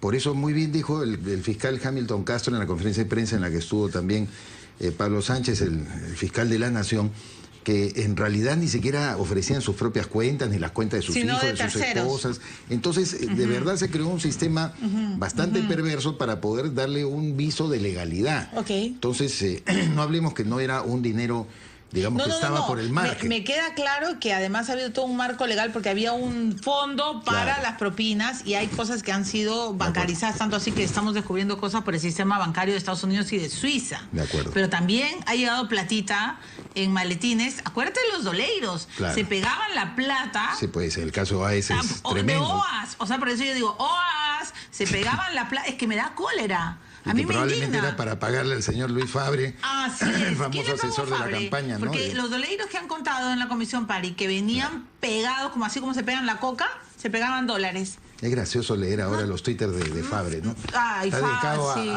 al gran análisis del mundo. Fabre ahora él debe ser una de las personas que ya debería estar por lo menos investigada, declarando. Es brasileño, por amor de Dios. O bueno, argentino-brasileño. ¿Quién le pagó la campaña de la no revocatoria? Y vino y está ligado pues a la señora Susana Villarán y a todo su equipo que hicieron algunas cosas. Pero lo segundo yo creo que me quería referir es justamente eso.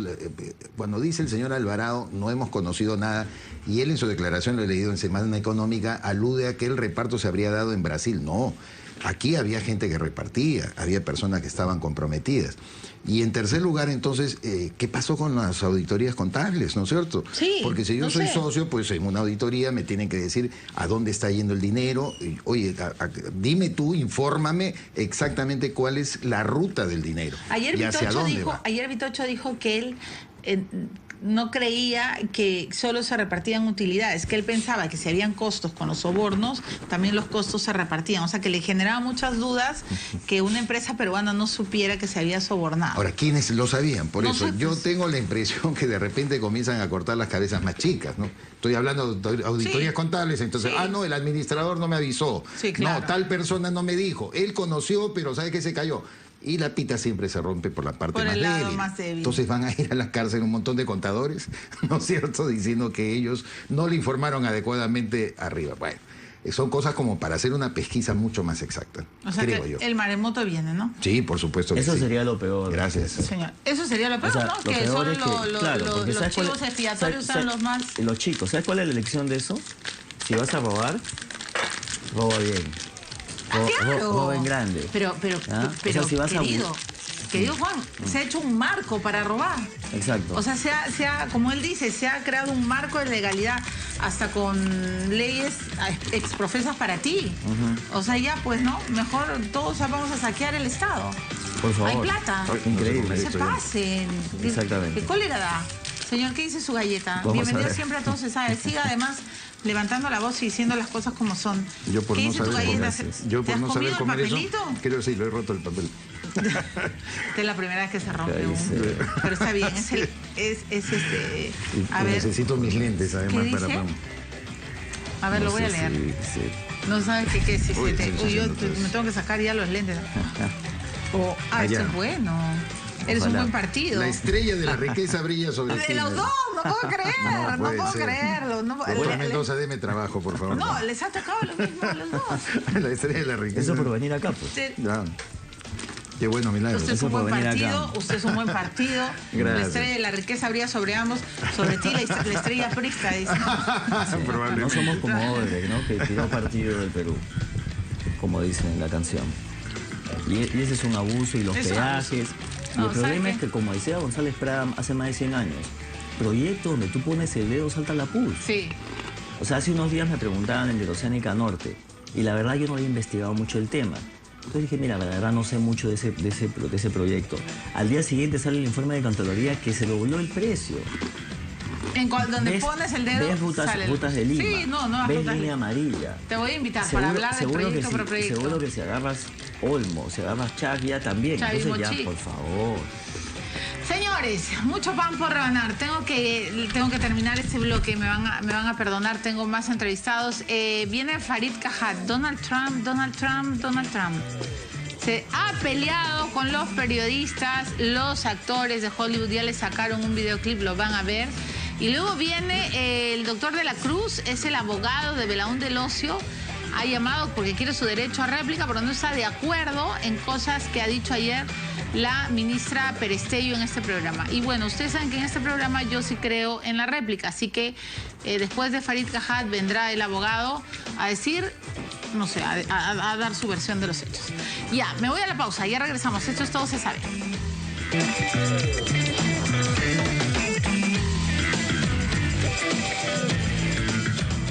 Señores, 21:43, estamos en vivo haciendo Todo Se Sabe. Tengo que darle la bienvenida a Farid Kajat, que es uno de los analistas internacionales que más respeto y está aquí hoy porque vamos a analizar a Donald Trump, el presidente electo que, Dios mío, ya está diciendo cada cosa. Señor Farid Kajat, ¿cómo está usted? Bienvenido a Todo Se Sabe. Buenas noches. Aclaro que yo no hago psicoanálisis, que es lo que probablemente se requeriría en este caso. De verdad, ¿no? Requiere una larga terapia, pero buen arranque. Por favor, veamos juntos lo que ha ido sucediendo. Tenemos un material, yo les prometí que les iba a enseñar lo que el presidente Trump le ha dicho al periodista de CNN. Se ha peleado con él en una tensa conferencia de prensa. Vamos a verlo. Sí, por favor, sí. Adelante, usted, por favor, sí. No, usted no, por favor, ¿qué es? Usted no. Su organización es terrible, por favor, usted no. Señor, yo quiero decirle, silencio, cállese. Él está haciendo una pregunta, usted cállese, no sea usted grosero, no sea grosero, no le voy a ceder la palabra a usted, Usted son noticias falsas, No, usted no tiene la palabra. Ya, eso le dice al corresponsal en la Casa Blanca de CNN y lo que todo el tiempo le está diciendo el periodista de CNN al presidente electo Donald Trump es que como él está atacando a la organización, porque para Donald Trump CNN es una cadena mentirosa que está transmitiendo información falsa, que en la campaña le jugó chueco y no le cree nada en Cristiano. Y entonces el periodista de CNN dice, pero ya que usted está atacando a la organización informativa a la que yo pertenezco, permítame hacerle una pregunta. Y por eso Donald Trump le dice, not you, no, tú no. Y luego le empieza a decir, don't be rude, que es no seas grosero. No sé si estoy traduciendo bien, pero es más o menos eso. No seas grosero y tu organización es mentirosa. Entonces, esto es lo que ha sucedido en la primera conferencia como presidente electo, que ha sido realmente tensa. Luego, no sé si ustedes han estado muy pendientes del discurso que dio la señora Meryl Streep en los Globos de Oro, en la ceremonia. Ella ha dicho, entre otras cosas, que le preocupa demasiado el presidente electo Donald Trump porque a ella le causó gran congoja cómo se burló él, imitando además los movimientos de una persona que tiene habilidades especiales y que ella cree que cuando una persona tiene poder y tiene estas actitudes, pues le da poder para que otros hagan lo mismo. Es decir, para que otros se burlen, por ejemplo, de una persona discapacitada, para que otros discriminen, para que otros sean violentos y que ella está absolutamente en contra. ¿Qué ha pasado hoy día? Que hay los artistas de Hollywood se han unido, algunos, y le han mandado un mensaje a Donald Trump. Y todo esto quiero que vea Farid Kajat para que nos dé su punto de vista. Veamos entonces el video de los actores. First I was afraid. I was petrified. Kept thinking I could never live without you by my side. But then I spent so many nights Thinking how you did me wrong. And I grew strong. and I learned how to get along. And so you're back. You have to march from outer space. I just walked in to find you here with that sad look upon your face. I should have changed that stupid lock. I should have made you leave your key. If I'd known for just 1 second. You'd be back to bother me. Go on now, go. Walk out the door. Just turn around now. Because you're not welcome anymore. Bueno, eso, lo que ustedes han visto es la interpretación de I Will Survive, esta famosa canción de Gloria Gaynor, y que han visto a varios actores, está Emma Stone, Natalie Portman, Amy Adams, Amy Adams, varios que le están diciendo al presidente Trump, voy a sobrevivirte en Cristiano. Por supuesto que al presidente electo todo esto le causa risa, ¿no? Dice además que Hollywood se confabuló contra él. ¿Qué va a pasar con Estados Unidos y el presidente electo Donald Trump, Farid? A ver, yo me temo que tener a Hollywood en contra para él es un activo. En un país muy polarizado, en estos casos cada quien habla a su propia audiencia, pero no logra persuadir a los que están en la vereda del frente. Y por ejemplo el discurso de Meryl Streep, yo creo que es la mejor actriz viva de Estados Unidos, probablemente, y creo que Trump merece ser criticado por muchas cosas. El tema, sin embargo, es que los actores de Hollywood son vistos como una élite autocomplaciente. O sea, como que a la clase media le importa un pepino Hollywood. Claro, y los pobres, ¿no? Y cuando ella hablaba de los extranjeros que había en los Globos de Oro, todo el mundo entiende que esos no son los extranjeros contra los cuales enfiló sus baterías Trump, ¿no? Que ellos más bien pertenecen a un grupo privilegiado, siendo extranjeros en la sociedad americana. Pero además cuando ella dice, si no fuera por el arte, digamos, que representamos, por ejemplo, los actores, solo habría para ver fútbol y artes marciales. El fútbol es algo que ve la plebe, ¿no? Y que no es digno de un público cultivado. Creo que era el mensaje equivocado. Creo que él merece eso y más. No creo que tenga el efecto que ella hubiese querido, es mi punto. Ok. O sea, ¿crees que fue al final un boomerang? Creo que puede ser un boomerang, sí.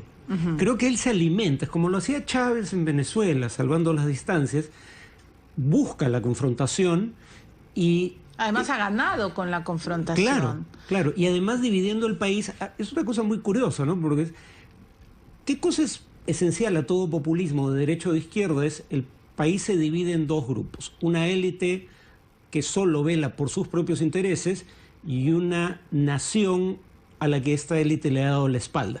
Claro, que un hombre multimillonario pueda y flamboyante, digamos, hombre de medios, pueda parecer como la encarnación de la nación frente a esa élite, es una peculiaridad muy estadounidense.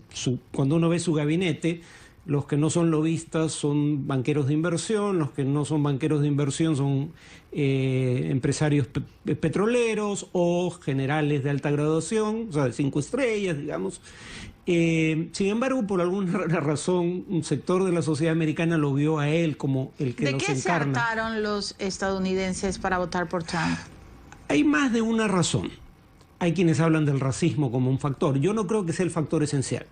Por ejemplo, los blancos no hispanos de mediana edad con bajo nivel educativo son el único grupo en el mundo desarrollado, no solo en Estados Unidos, que ha visto sus tasas de mortalidad aumentar en los últimos años, básicamente porque muchos de ellos o no tienen trabajo ya de manera permanente, son desempleados estructurales o no tienen trabajo con prestaciones y se están suicidando básicamente, o se pegan un tiro o tienen cirrosis por exceso de bebida o sobredosis de drogas legales o ilegales, y ellos ven el mundo de una manera en la que dicen, los afroamericanos por lo menos se reconoce que son un grupo marginal al cual históricamente se le ha hecho mal y se les reivindica. Los gays ahora tienen derecho a casarse, pero por ser blancos a nosotros nadie nos ve como un grupo en problemas. Claro, ese es un grupo muy específico, no es el electorado en general, pero Estados Unidos es un país que, si bien el nivel de ingreso promedio está creciendo, cuando uno ve cuál es el nivel de ingreso de la mitad más pobre, está estancado su nivel de ingreso en términos reales desde hace décadas, ¿no? 50% o más de los americanos no han visto crecer o han visto crecer marginalmente su ingreso en 30 o 40 años. Y eso es algo que se ha dado con gobiernos republicanos y con gobiernos demócratas. Por eso hubo dos outsiders tan potentes en ambos, uno en cada partido, ¿no? Trump en el Partido Republicano y por primera vez en décadas un outsider de izquierda en el Partido Demócrata, Bernie Sanders, ¿no?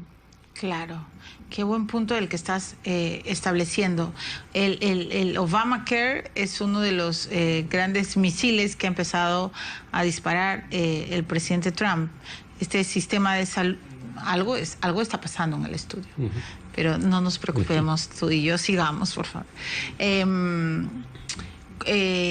Los cubanos resentidos con el acercamiento de Obama a Fidel Castro también tuvo que ver en la victoria. Pero el hecho de que ahora ni los pies secos ni los pies mojados cubanos van a poder, ¿no es cierto?, llegar y tener el carnet de legalidad en Estados Unidos. Pero al margen de estos factores y de estas razones, lo cierto, Farid, es que Donald Trump es el presidente, que ya lo estamos viendo, y que mucha gente se anticipa y dice, este hombre realmente va a poder sobrevivir. O sea, ¿va a poder terminar su mandato con este estilo o se va a temperar? Él, como vemos en la conferencia de prensa, no ha cambiado un ápice. No. Los que han proyectado una imagen un poco distinta son sus candidatos a secretarios, que en Estados Unidos serían ministros. Pero claro, ellos están buscando la confirmación por parte del Senado. Y no es como en el Perú. En el Perú los ministros o el gabinete requieren voto de confianza para empezar a ejercer, pero además en cualquier momento el gabinete o un ministro individual, como ocurrió con el ministro Saavedra, puede ser interpelado. Puede ser llamado al Congreso para rendir cuentas y dependiendo del criterio de la mayoría puede ser interpelado. En Estados Unidos se requiere la confirmación, o sea, el voto de confianza, pero una vez que tienes el voto de confianza el Congreso ya no te puede interpelar. Entonces tú puedes mentir descaradamente en el Congreso. Por ejemplo, Sessions, que creo que es el candidato a fiscal general, o sea, algo así como ministro de Justicia, ha dicho cosas que son totalmente contrarias a las que ha dicho a lo largo de su vida. Pero el tema es, hay mayoría republicana en el Senado, y una vez confirmado en el cargo, el Senado ya no lo puede remover. Entonces, ¿qué tanto creer en lo que han dicho?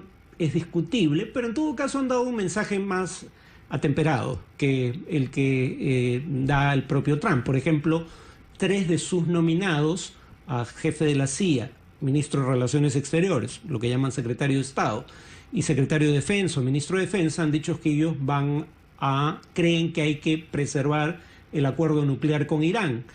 Algunos de ellos decían que había que eliminarlo antes de las elecciones, ¿no? Pero ahora han cambiado de discurso en el proceso de confirmación. Ahora, yo creo que eso es lo más sensato. Ojalá ese sea el discurso que prevalezca. Pero Farid, no. El presidente Trump deslegitima a sus agencias. Ha hablado y no cree ni siquiera en la CIA ni en el FBI. O sea, él no cree en nada. Él dice, a ver, para empezar, cree que con él se va a refundar todo porque él es casi Dios, ¿no? Sí. De hecho, nosotros creamos Internet y ahora nos han hackeado hasta los chinos, los rusos, etcétera. Entonces, como que voy a poner el orden. Sí. Y si no, todos serán despedidos. Sí. ¿Cómo? Pero a ver, ha sido el portavoz en campaña de algunos grupos desposeídos, como estos blancos no hispanos, de bajo nivel educativo y por ende baja calificación laboral. Pero al repudiar el Obamacare sin tener claro con qué lo van a reemplazar, los va a afectar a ellos, algunos de los cuales han adquirido seguro médico por primera vez gracias al programa de subsidios que implica el Obamacare. Entonces, una cosa es que no creo que los vaya a representar una vez en el gobierno como pretendió ser su portavoz durante la campaña. En cuanto a la CIA, las cosas que ha dicho de sus propios servicios de inteligencia y de CNN, en este caso particular, CNN ha actuado de manera impecable, en mi opinión particular. CNN recibe una información que dice que los servicios de inteligencia rusos no solo hackearon a los demócratas, también hackearon a los republicanos, cosa que parece razonable. Querían que ganen los republicanos, luego entonces solo revelaron la información de los demócratas, pero tendrían información comprometedora de Trump. De la vida íntima de Trump. Y que tendrían... Íntima y financiera. Exacto. Sí. Su servicio de inteligencia dice que la información, que la fuente de esa información es creíble.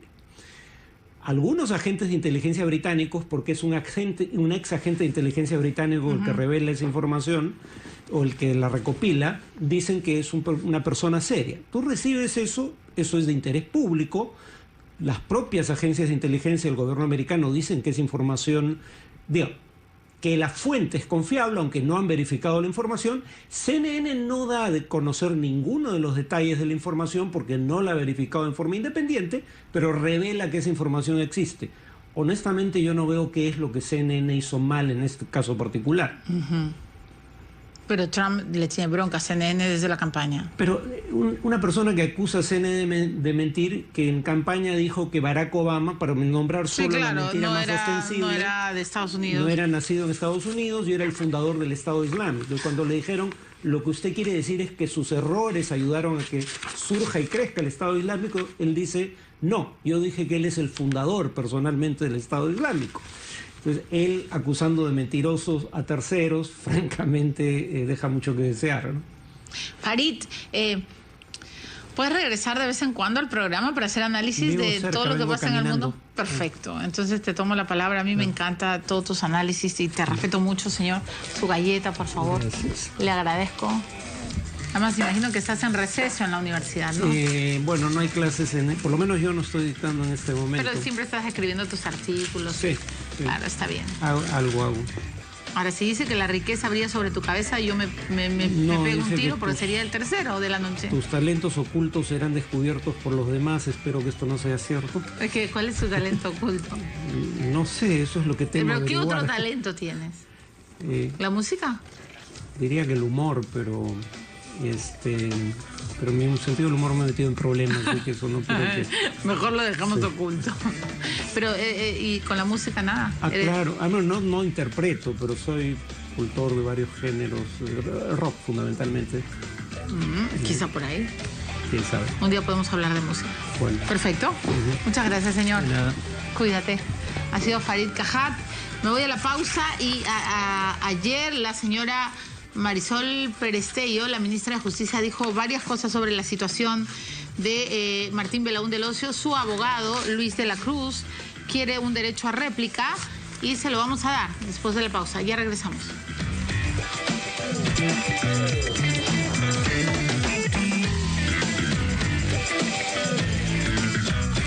El abogado Luis de la Cruz, abogado de Martín Belaúnde Ocio, está hoy en el programa. Ayer la ministra Marisol Perestello dijo que los congresistas pueden incluso ir a, ¿cómo se dice? Cerciorarse, verificar el estado de salud y por qué él permanece en una clínica tantos meses. Ha dicho además que ha sido operado de manera reiterativa y que ahora se supone que su rehabilitación va a durar 6 meses más.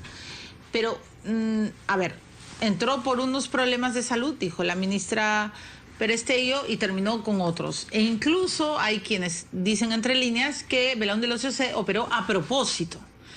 El doctor Luis de la Cruz tiene su derecho a réplica, lo ha pedido. Él ahora me acaba de decir que más que réplica quiere hacer ciertas precisiones. Y por supuesto, en este programa, yo se los he dicho desde el principio, nosotros entrevistamos a todos.